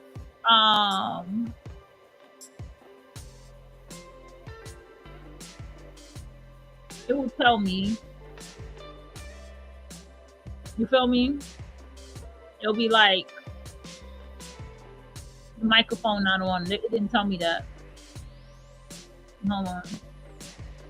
Took some accountability for encouraging unhealthy standards in the past that specifically the fat positivity movement had inadvertently enabled. Promoting more obesity is not healthy nor ultimately good for everyone. In my opinion, a healthier perspective can be body neutrality, which is to get objective about your body according to statistics and how it's being held up to the standards of good health. Then you can observe your body objectively without judgment. That way you can focus on your body's needs and respect it more without attaching feelings to it, because that seems to be the root cause of all body image issues. But I will admit this is very hard to do. I can't even do it. It's not necessarily my personal philosophy, and my personal philosophy isn't flawless either, by the way, which is to fix what I don't like about myself and know when to stop. And I like collapsed by my bed and was like, oh, I couldn't breathe. And I was like, I also wish that when Lizzo realized that her health was being jeopardized by the obesity, that she would take her audience along with her. I think a lot of people could have related to her self-improvement journey, including myself, because I was overweight too at some point, and it was a huge missed opportunity to control her narrative while still being a positive role model for people. I think losing weight for health is an amazing choice. You can absolutely do things for yourself, but when you build a career around an image that you no longer want to subscribe to, you also carry that responsibility to be accountable and honest about the change instead of, I don't know, telling people to touch grass and get defensive about it. Let's talk about another example. Clara Dow is a content creator and body positivity influencer who's on the other side of the spectrum in terms of body size because she's skinny. And Clara built a huge platform by championing being flat-chested, inspiring girls who have the same body type, including myself. But recently, she got a chest augmentation surgery, even though her brand is to accept being flat-chested. Crazy. And people have a lot to say about this. We'll talk about that in a minute, but she also released a video about how she stays thin and got backlash for it. And this happened right before she doubled down with the surgery. Okay, so I create videos about healthy weight loss and eating habits too, because I lost a lot of weight. I literally made one about naturally skinny people habits the other day. A lot of what Clara said in her video. Let me tell you something. Let me tell y'all something.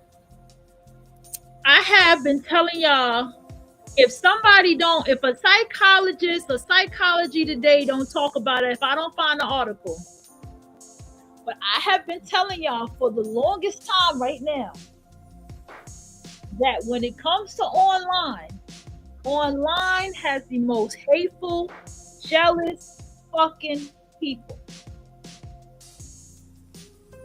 Okay? I have told y'all this. I have told y'all that online, not only do they have the most hateful, jealous motherfucking people online. Okay, yeah, sometimes I gotta refresh. Okay, yeah, I gotta refresh. Thank you for telling me. People online do not go nowhere. They do not go out, and when they go out, nobody likes them, and they don't get along with people, and a lot of times they scared to be outside. This is the audience that is majority of your online people. That's why you have trolls. That's why you have this. I know somebody who's a straight up troll, and I know how fucked up his life is at home. So fucked up. And I told y'all, I don't gotta go down that storyline. This is very simple, logical shit. And people have gone online to try to change the narrative of what has always been. You're not going to change the frequency of what billionaire and wealth say is wealthy. You're not going to change the frequency of what social surmounting is. Right, let's get into this and we're going to get into some more stuff. It's true, although in her case, she also said some things that are concerning. So the first habit is I don't eat when I'm not hungry, and I only eat when I'm like really hungry. I often don't remember to eat unless I really feel it in my soul. Recently, I've been like really appreciating the perfectionist part in me. Skinny, like eat more, you're so lucky you can eat anything. So I usually skip breakfast because I don't usually feel hungry in the morning, and that's me. I don't. Instead, I don't want to assume anything if she's personally struggling, but this is not healthy. Yes, fasting has its place in healing and religion, but not in a weight loss video. To say that would be promoting restriction. Saying things like not eating, forgetting to eat, and using supplements to suppress appetite can all be very triggering towards people who are struggling, and as a body positivity role model, she should know that, especially when she's a TikTok and primarily YouTube Shorts creator. Her audience say about me. My silhouette doesn't exactly match my self-concept. Big and small can be beautiful. I have an A-cup myself, and people have always told me it's very elegant, it's so disco, don't get work done. Even though I do believe what they're saying, it still doesn't matter what other people say about me. My silhouette doesn't exactly match my self-concept, and I do want to go a little bit bigger, like 1 cup bigger, so I'm doing a fat transfer to the chest. For me, I've always wanted it because I don't like wearing wired push-up bras or big and small can be beautiful. I have an A-cup myself, and people have always told me it's very elegant, it's so disco, get work done. Even though I do believe what they're saying, it still doesn't matter what other people say about me. My silhouette doesn't exactly match my self-concept, and I do want to go a little bit bigger, like 1 cup bigger, so I'm doing a fat transfer to the chest. For me, she's changing her breasts. She's going to make them a little bigger. I've always wanted it because I don't like wearing wired push-up bras or stuffing things in my bra, and I didn't like how I look with some clothes on, which then makes me feel insecure. And I want to be so honest with you about this because the truth sets me free. And it's crazy that I feel this way because I'm a really confident person and I love myself. So why does a certain body part I'm born with make me feel insecure? I tried for the longest time to accept it. I tried body neutrality, and while it works for many people, it doesn't work for everyone. And I know I have the power to change things if I don't like it, and this is a part of my journey. I don't have to accept what I like. Everyone's self-love journey looks different. Different non-surgical methods to increase my chest size, like papaya milk and eating fenugreek, and none of it worked. It only made me more hormonal and gain a lot of weight. And there is a trade-off to everything, no matter what you do. So to me, surgery is still a valid means to an end, even though it's invasive and risky, and I'm willing to take the risk to have a body that I'm actually happy with. Same thought process with my nose when I got a nose job, except the nose job also fixed my breathing problem, so it's 2-in-1. Chest implants, though, are very risky if you really look into it. I'm not trying to make anyone feel bad about themselves or influence anybody because surgery is a personal decision, and why do we have to always apologize to everybody? Why do we always have to do a disclaimer? Why do we always have to do this? Why don't people have the common sense to understand that people feel how they feel and that is it? Do you understand the level of intelligence that we're dealing with when we're talking to people? Like, listen, you know what's so dark about this? Now I'm going to have to take this to another level. We have been living amongst people like this for years and have not known. Now we're starting to understand what has been going on in our life. This is what social media did. It made us see what has been going on with our life with motherfucking people that we need to wake the fuck up to.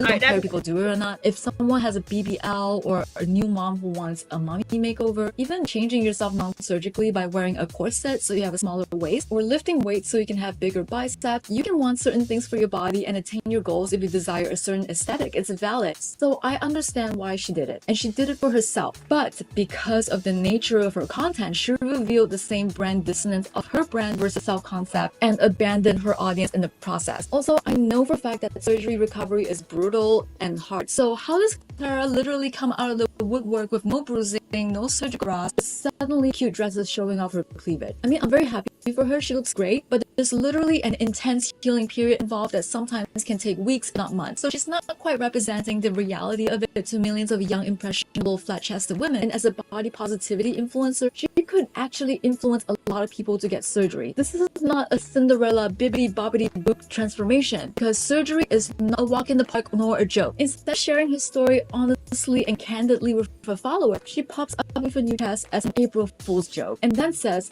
it's not a joke, but she did it for fun though. That's not it, Clara. This is irresponsible and careless. Clara looks very young. Clara looks like she ain't even 21 yet. Alright, so we're going to get into the top 10 facial features for an attractive face. Now I want y'all to, we're going to look at this, and we're going to look at haircuts, 2022 haircuts for women having hairstyles for big noses. Okay, we're going to look at this one first. Let's go. I want y'all to just pay attention.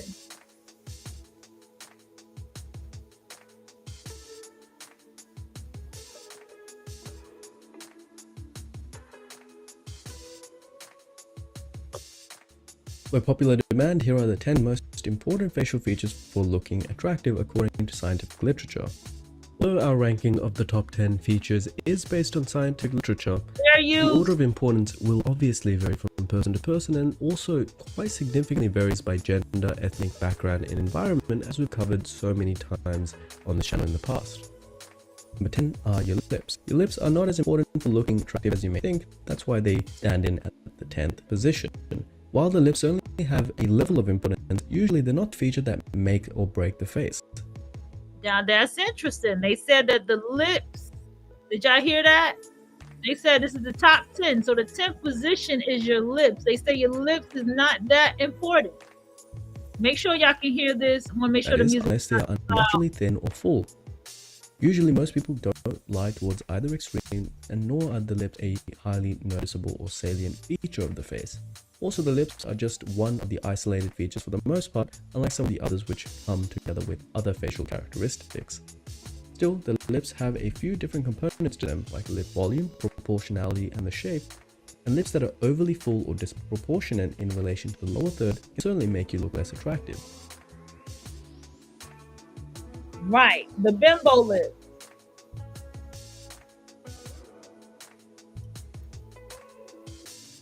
So big, disproportionate lips can make you look very unattractive. How do y'all feel about that?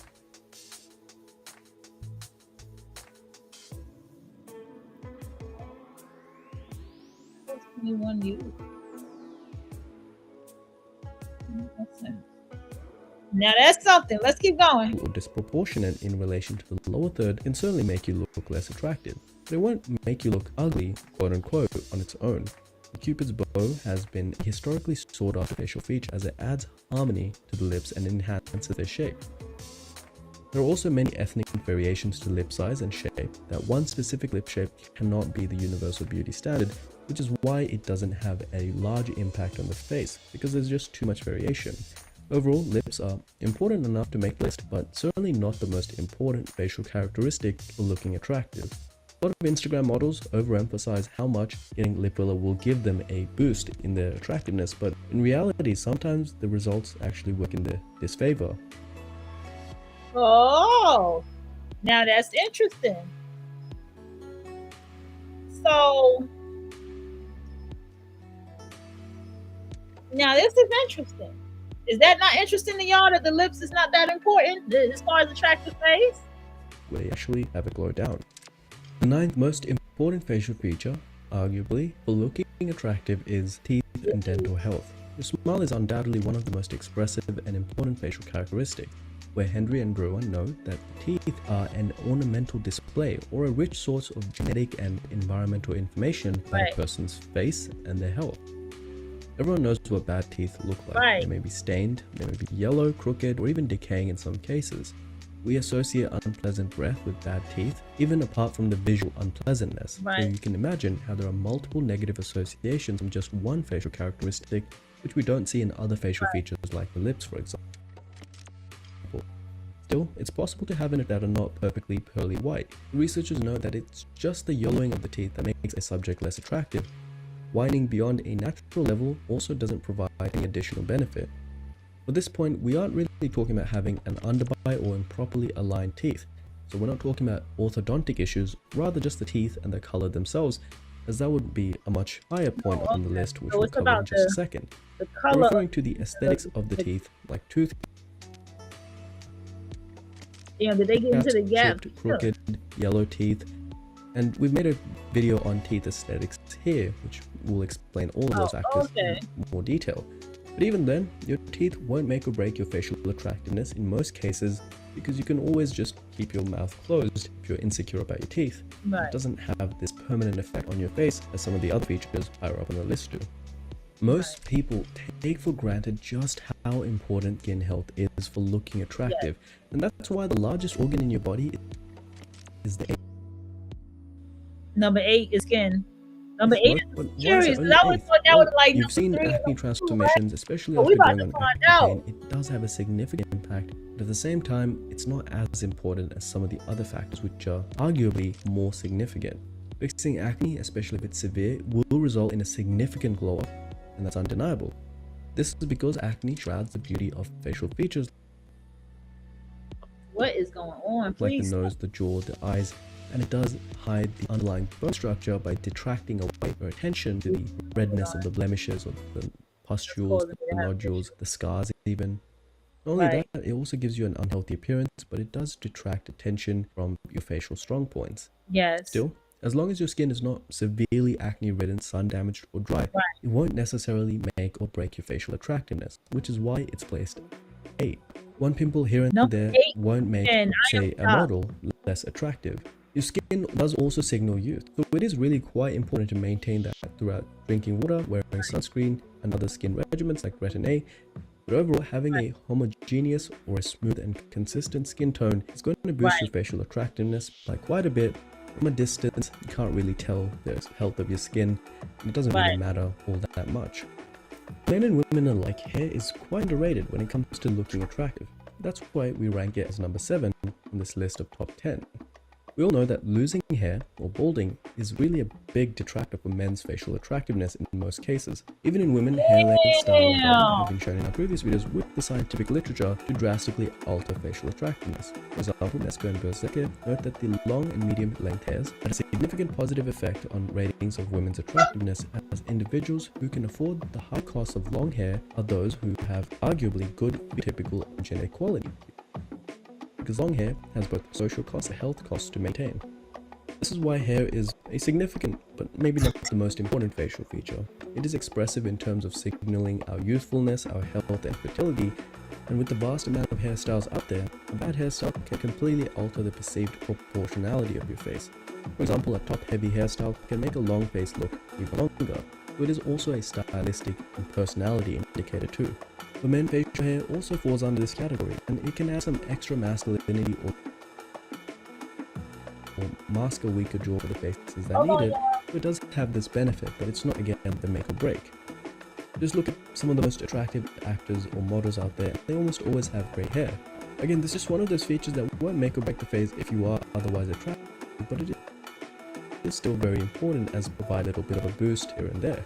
Having unkempt hair can make you look less presentable and attractive, and hair is especially important for those of us who don't have the bone structure of runway model in providing some facial adjustments. The 6th most important feature of the face is arguably the cheekbones, also called the zygomatic bones. These are what most people think of when they think of runway models or any highly attractive face. This is the point in the list where it starts getting away from the more superficial traits and into the actual bone structure of the face, because this is quite literally what makes you you. Unsurprisingly, they rank high on the list because your cheekbones sit near your eyes and provide support for the mid-face. They just make you look more alert and youthful when they're higher. At the same time, having hollow cheeks or incredibly sharp, sculpted cheekbones are not a prerequisite for an attractive face, because we've covered on the channel plenty of cheekbones that are lower, less defined, but nonetheless still there. Some level of cheekbone development is desired, they don't have to be overly sharp. High cheekbones are desired, but not everyone has them. They just give more lift to the face and they make you appear more striking. And thus, the cheekbones rank high in terms of importance, but not that high up because they're not the prerequisite for attractive faces. This isn't to downplay the importance of the cheekbones, but Mogilski and Welling in their study also note that some of the other features on this list are more salient than cheekbone prominence in terms of partner attractiveness.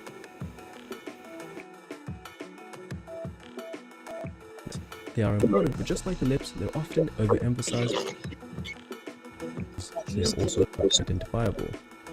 The nose seems to get a lot of attention in terms of being the most important facial feature, especially by women, but that's not actually true. It is indeed quite important. It ranks as the 5th most important feature in our list, being attractive, for a very good reason. This includes things like nasal tip projection, or how far out the nose sticks, the nasal tip shape, the bulbousness, the nasal base width. Those are all factors that matter as well when you're talking about the nose. But with that being said, there is a great deal of variability in attractive nose shapes. There isn't a one-size-fits-all nose, but most attractive faces have at least an acceptable nose that is within normality for the general population. Nothing too big or too small or too crazy looking, just generally the average you would expect. As long as the nose is not deformed, broken, lots of different nose shapes can be attractive, which is why it's not the make or break for a face. But there is a very high level of sensitivity when the nose is disproportionate. That's why it's perfectly placed at 5th. Not too important, but not to be ignored either. Along the same lines, as long as your nose is not overly deviant from your ethnic specific nose shape, it will harmonize well with your face. When it is deviant, it's very noticeable because the nose is dead center in the middle of your face. Most attractive faces do have good noses, but the fact that we can find highly attractive faces with all kinds of nose shapes around the world means it won't beat out some of the other features on this list, which are more important and less negotiable on diversity. Your face shape undoubtedly plays a large part in making you attractive. That's why we put it at number 4 out of 5. And when talking about face shapes in this specific context, we are mainly referring to a very specific definition. We are talking about the clinical definition of the facial index, which is the length of your face relative to its width. Additionally, we also have to consider the relative width of the facial third, the upper, the middle, and the lower thirds. All these different face shapes you've heard about, such as your oval, square, long, short, medium, heart shapes, all stem from those two general dimensions, and they don't really matter more so because there are attractive faces from all of those categories. What does matter is the facial index, and that basically means an attractive face has a proportionate face shape. That a face that is neither too long or too wide or too narrow, or with the jaw head that is not too bulbous. If we're going to put a number to it, let's just say, according to Rennick and Ferretti's paper, your face should be 1.35 times longer than it is wide for men and 1.3 times in women, which is the population average that we see all across the world. You find the most attractive faces around this range, with some exceptions such as male model Jordan Barrett, who we've covered. Hold on, let me see. Because see, they talking about that long face shit. With the concept of facial averageness, your bitemporal or forehead width and bigonia or the jaw width should also be around the similar width. Let me look at something. Hold on, y'all.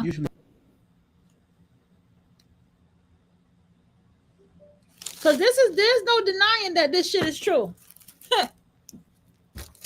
And this is what people who look the way they do, this is what they get pissed off about. This is it right here.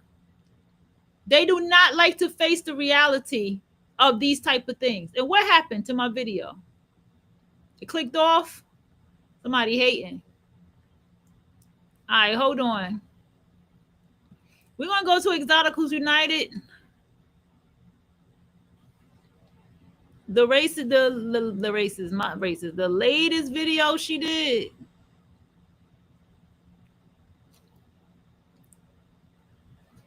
I'm going to go ahead and listen to this video because she pretty much commented on a video with the light-skinned lady who was talking about her pretty privilege and how everybody was dragging her and telling her how she wasn't pretty and shit. But clearly that woman was very pretty. So we're going to go ahead and fuck with that. I'm going to sit back and chill. I had to take the music off. I hate it, but let's go.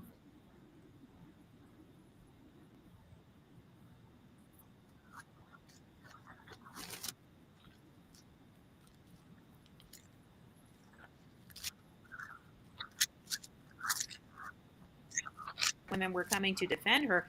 This unambiguous one, she also had Black reporters writing articles about how inspiring and empowering and confident she is.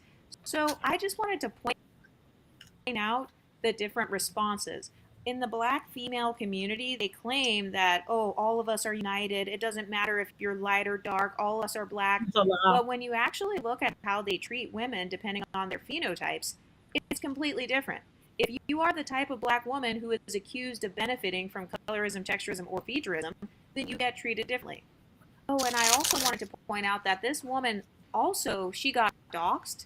She has Black women currently stalking her old pictures, trying to show pictures from decades ago, and even people who used to know her decades ago are now coming out so that they can help increase the bullying of this 50-year-old woman. Y'all know that story time I did years ago about how I lost a best friend and how me and her mom got into it where we almost got into a physical altercation? This is the mother. Okay, pause. Have you ever noticed that oftentimes the ones who lead the charge in bullying and doxing light-skinned women are usually either other light-skinned women, it's either other mixed women, or it's light-skinned adjacent women. So they have this skin tone where they're still benefiting from colorism. Of course, this could be lighting as well, but I have noticed that pattern because that also happens in the exotical space, where you've got women who are not even dark-skinned themselves, who want to be the main ones to lead the charge in bullying you. It's almost like these women feel like they are not light-skinned enough, or like they're not ambiguous enough, or they feel like they're not privileged enough. They're almost relatable to your experiences, but not quite. And so it seems to make them the most mad. So I just wanted to point that out in terms of the similarities between the woman, the older woman, and this younger woman right here, who's claiming to know this woman. It's almost like they feel like they have more authority to try to check somebody who's light-skinned or mixed because they themselves are already not that far off from that phenotype. And by the way, just to update it, I actually did go ahead and look up this content creator to see if she was a light-skinned catfish or not. Turns out she actually is a light-skinned catfish. I will post her actual profile photo on the screen. But have you noticed that pattern? Usually the main haters, the main ones who want to tell a light-skinned woman you're not pretty, are women who are lightening their photos 10 and 15 shades. And then they want to be BFFs with this woman's light-skinned daughter. Yeah, this is Tamika. Meet Tamika, everyone. Round of applause. Round of applause. This is Tamika. She's just as delusional as she was years ago. Okay, pause. Notice how she called her delusional. That's a typical insult used specifically against light-skinned women. The definition of that is being detached from reality, having an unrealistic perception. So it's essentially thinking more highly of yourself than you should, and thinking that your reality is one way when it's actually not. But it's like, wait a minute, what's the difference between being a good manifester? So they have all this talk about manifestation, crystals, and all this shit. But then when you have a light-skinned woman say she's pretty, then you're saying, oh, you're delusional, as if being delusional is suddenly bad. And I've noticed they love using that talking point specifically with women who they accuse of benefiting from isms. And what's so interesting to me, now that I've matured into a grown woman, I have realized that people who have went their whole life without being put in their place will continue to perpetuate lies if you let them. I'd pause it again. Notice how she said that this woman went her whole life without being put in her place. So my question for this creator is, what place should this light-skinned woman be in? What is her place in society? Where does she belong? What level of self-esteem does she belong in? I mean, she's a Black woman that could be white passing if she wants feels like she's pretty. So what exact place should she be in? And also, if she's not at the top, because they love giving us this talking point of, oh, you're not as cute as you think, you're average, or, you know, you're not that cute. If she should be put in her place and humbled, where does that place you on the scale as a dark-skinned, unambiguous Black woman? Because she has been saying these same somber ass truths to her life since I was a teenager. Yeah, the same rhetoric. A coon. Had to pause it again because she calls this woman a racial slur. She called her a coon. Do you think that if this light-skinned woman would have called a dark-skinned, unambiguous Black woman a coon, do you think that would go over well? So once again, do you see this energy where they can dish it out, but they can't take it back? So whenever they want to humble someone, this girl admitted that this woman needs to be humbled. And supposedly that's okay. So it's okay for them to humble her and call her racial slurs, but if she were to do that, she would be called racist or colorist. Because that's what she is. And something that I think is so interesting is is that you're sitting up here trying to convince the world that you suffered from pretty privilege because you were light skinned with colored eyes and curly hair. Pause. That is a misquote. The woman did not say, I suffered from pretty privilege because I have light skin and curly hair. The woman just went into detail about what exact features she got complimented on. Those were only some of the features she's been complimented on. She didn't name out an entire list of every compliment she's ever received. But what a lot of women do when they have low self-esteem and inferiority complexes, they will become enraged. They become enraged because if you're light skinned, you're not allowed to be complimented on your skin. If you have light eyes, you're not supposed to be complimented on your eyes. When in actuality, you just suffered from racism at the hands of your own family members. Pause. Complimenting someone's eye color or skin complexion, that is not racism. But this girl, you can tell that she's just trying to bring up this lady's business so this woman can feel ashamed. So it's that same rhetoric of your white side will never accept you. The white people in your family hate you. You'll never fit in with white people. It's like, okay, if this mixed woman will never fit in with white people, where does that place you as a dark-skinned, unambiguous black woman? Right, exactly. Do you see how they always end up dissing themselves? Your siblings, might I add. You and your brother were the only two mixed children in your family of rednecks. And they bullied y'all for it. They called y'all niggers, and they still continue to call y'all niggers. Okay, so now she's weaponizing racism against a mixed woman. She's literally throwing it in this woman's face that she got called the hard R. Imagine if this light-skinned woman would have said, ha ha, that's why unambiguous dark-skinned women get called the hard R. Her whole account would be gone. But notice how desperate this young woman is to humble a 50-year-old lady. She's so desperate to humble her that she's trying to remind her of her own past traumas. But y'all just grew to accept it because y'all love y'all family. That's what I was told. And to mind my business because it's family business. Remember that? Or we don't remember that because we don't want to tell the world the truth. I also find it ironic that she is trying to expose this woman's family background. This is the same thing they do with us exoticals. Actually, go check out the channels that are claiming to dox us exoticals. They do that same thing where they try to expose flaws in our family backgrounds because they can't argue with the talking points. Notice how this girl, she hasn't been able to argue with not one talking point. The woman said nothing about her family. She said nothing about hard R's. She simply said that she believes that she's pretty and she gets hated on because of growing up and fitting from isms. Let me tell you something. That lady ain't making up no shit. That lady not stupid. She ain't making up nothing when she say, I'm pretty and I benefited. I'm trying to tell you. You know when you're pretty in this world. You know. There's pretty privilege. I was told that when I was younger. By my stepfather. He's like, if you was ugly, nobody would put you at that front desk. You're not ugly. That's why you in that front desk. Tell me that all the time.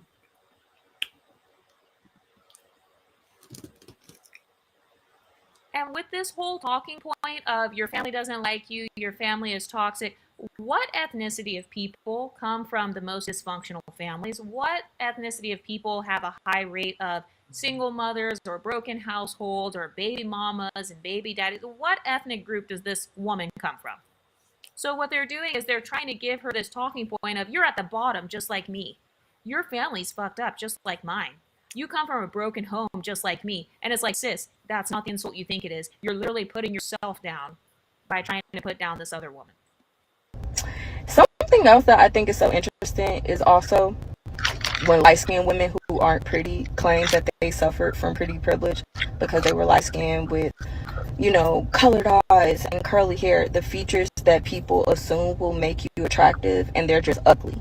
Okay, I just want to pause it right here. Let's zoom in on this woman's face. What facial features make her ugly? And also, if she is, let's assume that her background is black and white.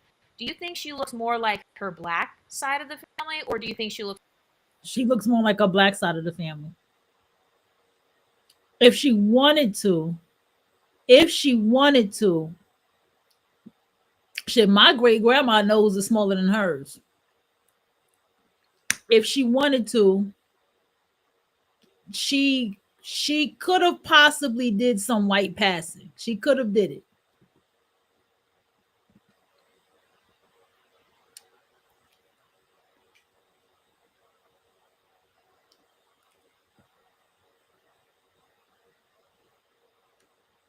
Looks more like her white side of the family. So, what facial features make her ugly? Have you ever noticed that whenever you ask black people, hey, what makes this person ugly? They can't name what it is. Nope. They can't name the facial features that make you ugly. And then if they do name the facial features, they either... She need to stop doing her hair like that. Stop doing that hairstyle. Name your black features, or they will say that your non-black features are ugly while simultaneously trying to date non-black men. This woman has the color of the men that a lot of black women lust after, which is white men. She has the skin color of the men that most black women lust after, which is non-black men with a beige skin tone or a light brown or a tan skin tone. You suffered from racism and being ugly, and you were fat. So no, you had no. She's not. Nobody hated on you because I already know who would be in people her hated face. on you because you were a bitch. Why is she so concerned and so offended by this woman's life experiences? Have you ever noticed that whenever a woman perceives you as being more privileged than her, she always wants to rewrite your history. She wants to try to convince you nobody was jealous of you, nobody hated on you, you're not pretty, you're not even that cute, your family hates you. What type of woman, especially a young woman, this girl looks like she's pretty young. She looks like she's half the age of this woman who's saying she's pretty. I have never in my life got upset because some random 50-year-old woman says, oh, I had pretty privilege and I'm dark skinned and, you know, people hated on me. I don't hate on dark skinned content creators when they say people hated on them. I don't say, oh, nobody hated on you. Your story is invalid. You're not actually pretty. No. So why is it that whenever a light-skinned woman is speaking on her experiences, you got all these random women who are not her trying to tell her what her experiences are? Mm-hmm. You can't argue with somebody else's experiences. And I think that the reason that this is blowing up right now is because, number one, the exoticals are clapping back. We've got over 30,000 women on this YouTube channel. Oh, and by the way, there are at least 30,000 women that can vouch and say that this woman is, in fact, pretty. So, you know, she can't be that bad looking if there are tens of thousands of women on this channel who are agreeing that there's nothing wrong with this woman. The way she looks. She's not ugly. And it's like they want us to listen to their experiences as dark-skinned black women, but then they don't want to listen to our experiences. So it's like, no, if you don't want to support me, if you don't validate my experiences as somebody light-skinned, then I'm not validating yours. You're a mean, evil-spirited fat bitch. That's what you were. You know something else? I just think it's so embarrassing for your daughter to represent Delta Sigma Theta Incorporated, and this is what you do. You continue to be a coon, even when you have every resource at your disposal to not be. Okay, so if she just admitted that she has every resource at her disposal, then that means she is privileged. Do you see how this girl's talking point just collapsed on itself? You just spent 5 minutes trying to convince everybody on the internet that this woman is not privileged, but then at the end, you said, oh, well, you know, your daughter's in a sorority and you have every resource available to not act the way you do. Okay, so then if she has every resource, then she is privileged. I was in a public spot a few weeks ago. How you get wrinkles on your lips? And there was a gentleman, me, more than he was talking to the other ladies in the room. Maybe you was just easier to approach for some reason. Whoever you are. And ever since then, those ladies have been treating me like shit. Let me tell you something. She ain't lying.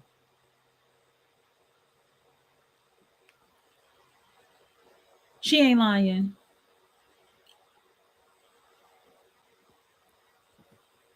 She ain't lying. Let's not sit here and make it seem like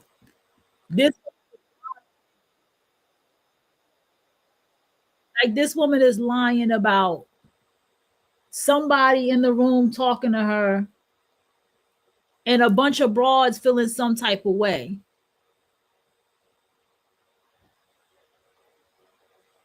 Let's not act like she just making that up.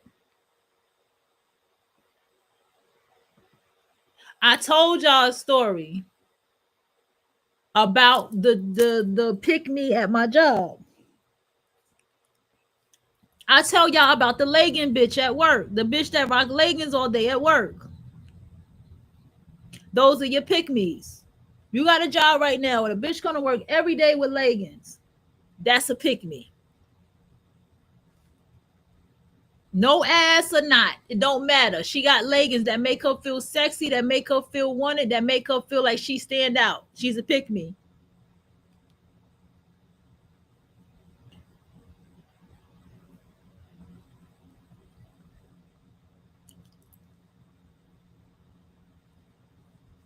Have some cheese.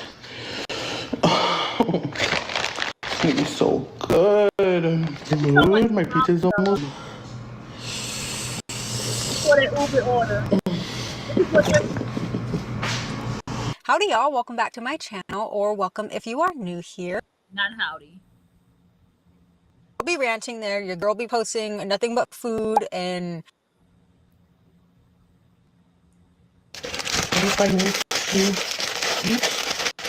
Five packs.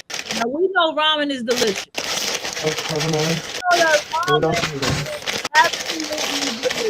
I'm so excited. Guys, stuffed crust, the new stuffed crust. It's about to be good. Ooh, the noodles are done. Let's drain them. I'm so excited. And the pizza. And you want to tell us that this is body positivity? Mood. It's gonna be so good, you guys. Cheese sauce. Ordering.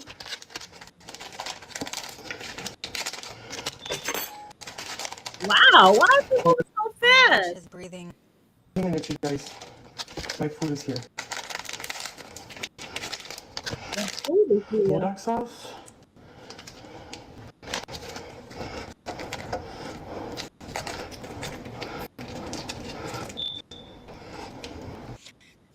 The freaking fire alarms. I'm going to give myself a lobotomy. I cannot with the fire alarms. Yeah, I'm I going to cannot keep stand the updating fire. you guys with the Boy Mom I X3. cannot- She posts so much. I don't look at it until I go to cannot react to stand it. the So fire alarm in the I just don't want every other video to be heard. I'm going to, not need to, I'm going to, so this is a little side note.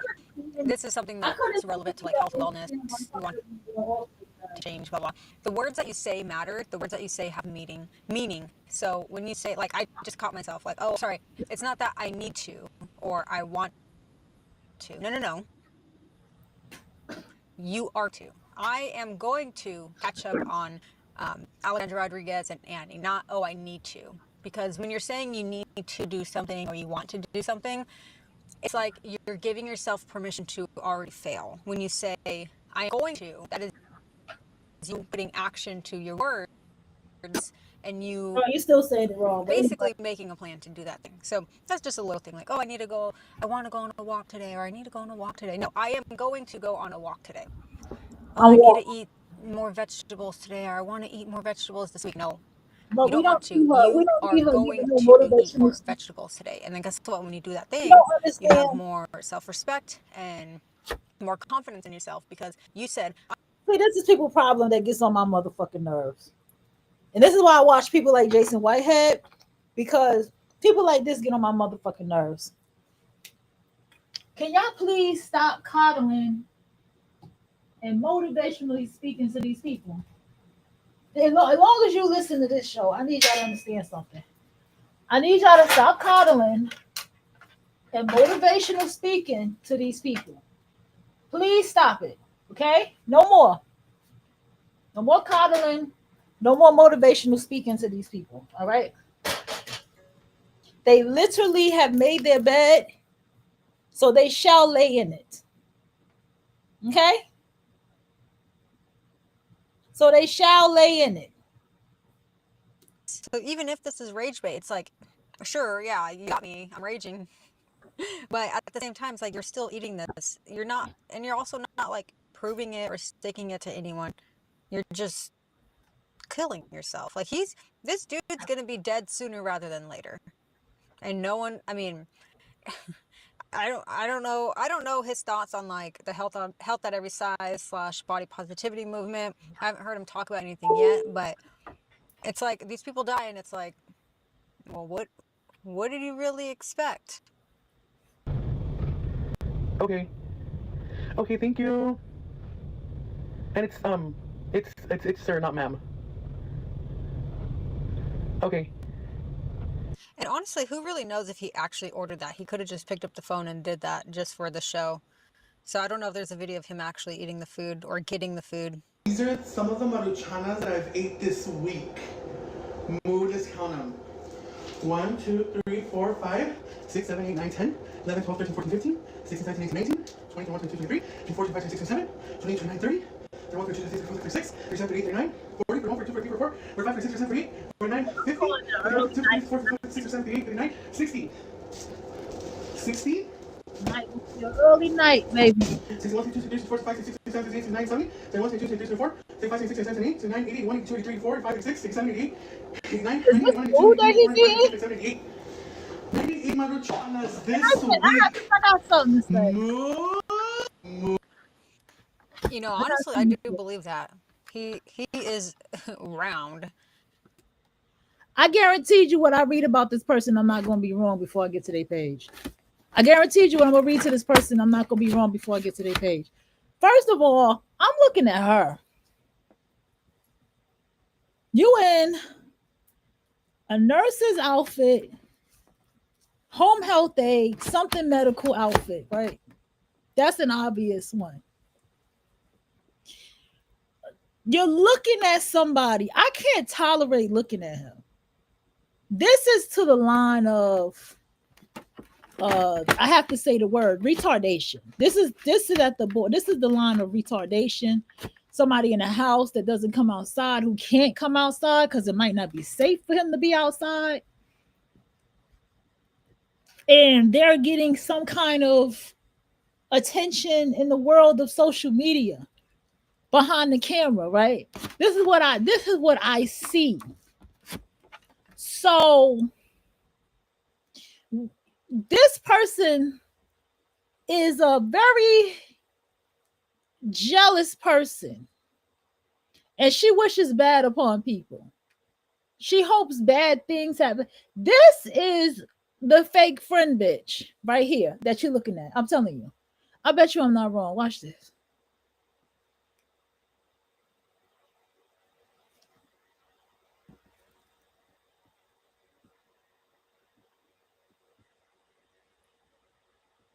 My 30-day habit tracker is live. Regas lives at Home Goods and Eats. See, I fucking told you. Continues. X fat reacts to what I eat in a day as a fat person. Okay. Compass Spice liar. Okay. This person probably used to be fat. This person, she probably used to be fat. Jacqueline Hill took Ozempic, but never addressed the real problem.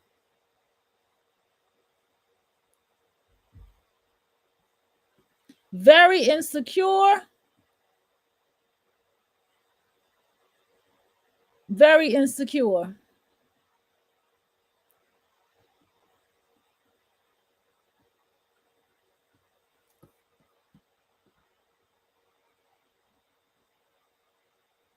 Yeah.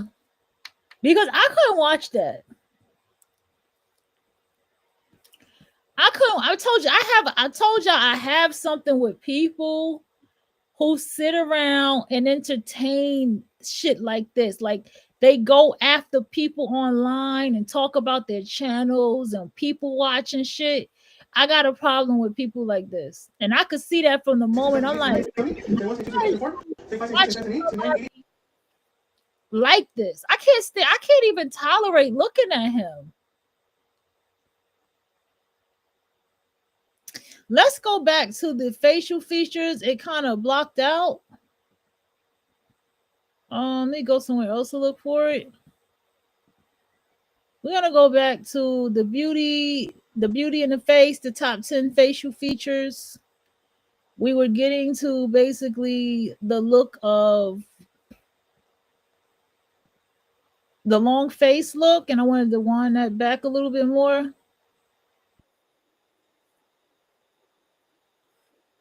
Let's go back. This is after the skin. Right?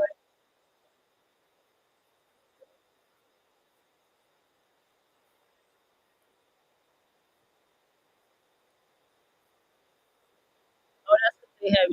That's how-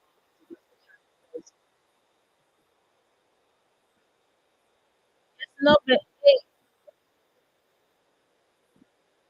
That's very interesting. Like, the skin is number eight. I'm still stuck on the fact.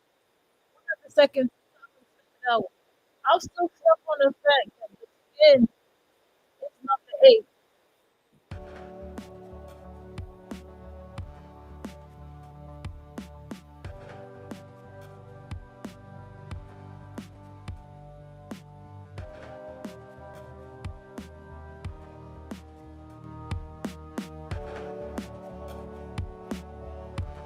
So it starts from now.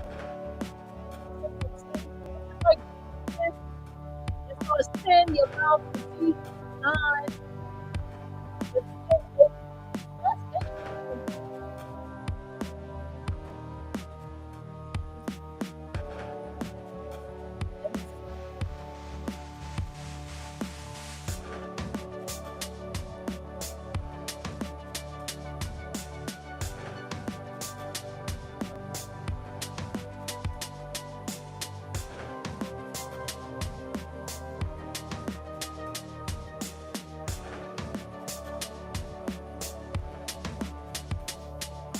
Mhm.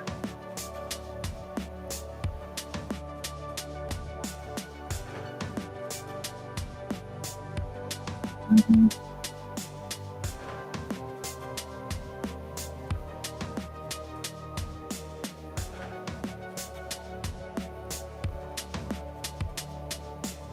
That's true.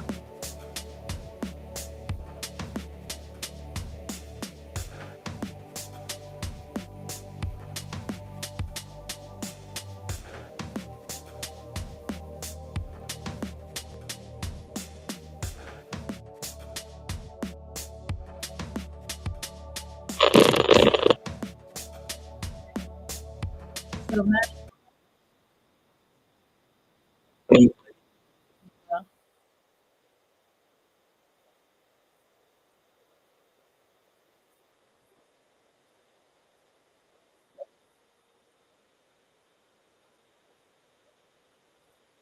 Yes, see, I told you I have high cheekbone. That's true. Those high cheekbones. Remember, I told you I said I got a long face, high cheekbones. My eyes are slanted, but they're wide. You know,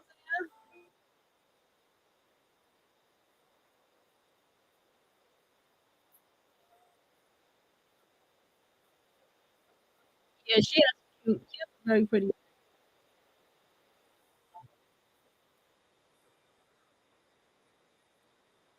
Mm-hmm. My cheekbones like the one in the first one. Yes.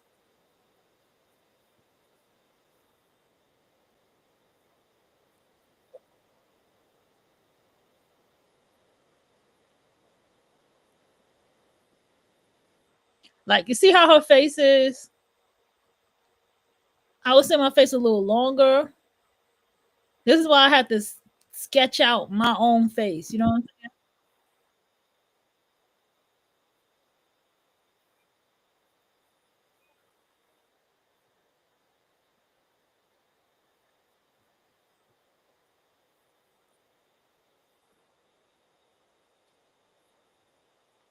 Oh shit. The nose is number five, but it's the top five though. So, but it's the bottom top five. See, you have to like. This is how you have to start measuring and looking at your body. Sketch yourself out. Be like, how far do my nose stick out? How far? How long is my face? How my eyes look? Like I'm serious.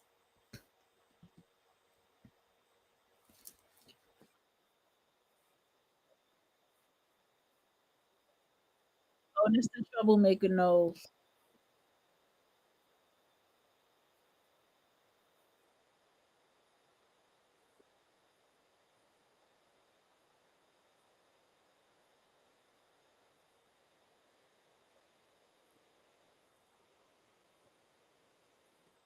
Oh shit. My nose, see how straight his nose is? Yeah.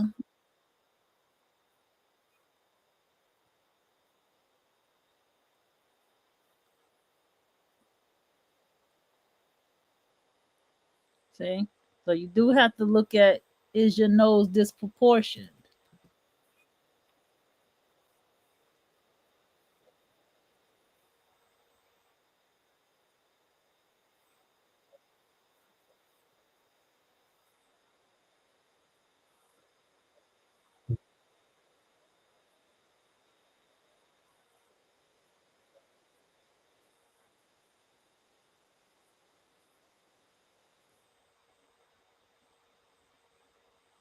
Upturned nose, straight nose. That's the nose I got, the one they just showed. I don't really necessarily have a long nose. I just got that ugly curve. Long noses, upturned nose, straightness. That's the nose we always see right here. The long nose. I call this one the Jewish girl nose. The Russian Jewish girls, the in that area. No,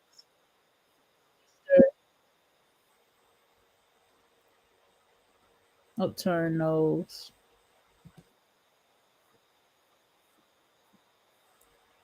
See, she's actually very pretty in the face, though. She looks like that character. Y'all know what character I'm talking about. She's very pretty in the face. This one right here in the green.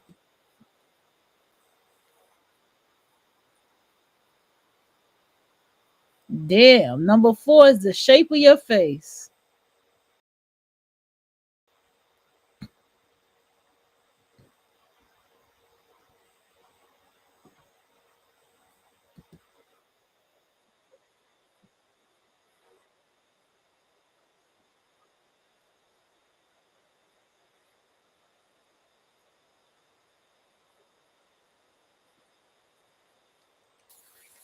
Mm-hmm.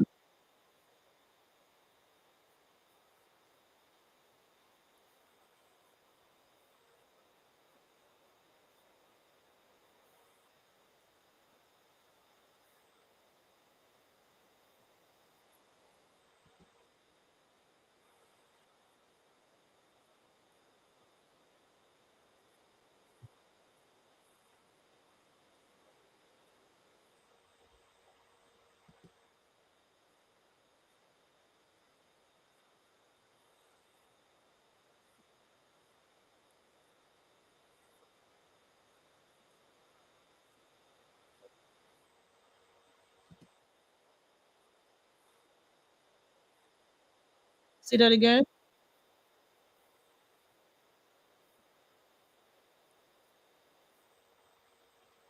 Clinical assessment of the face.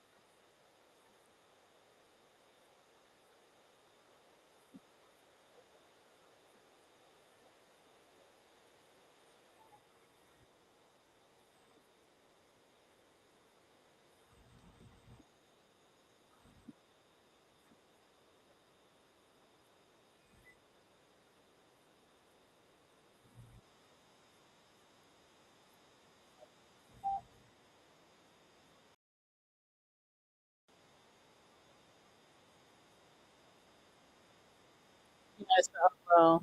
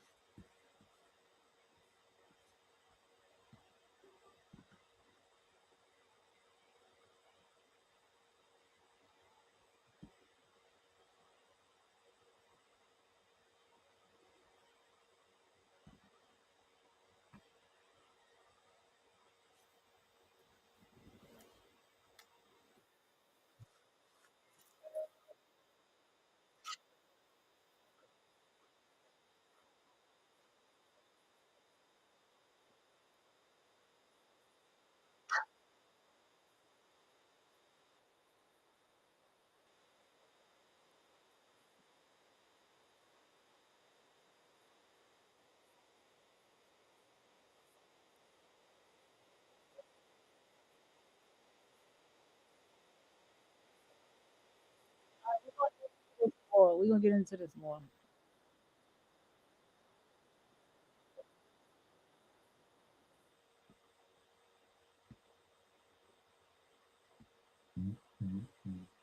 Mm-hmm. I'm gonna tell you this one, The Science of Beauty. I'll be back.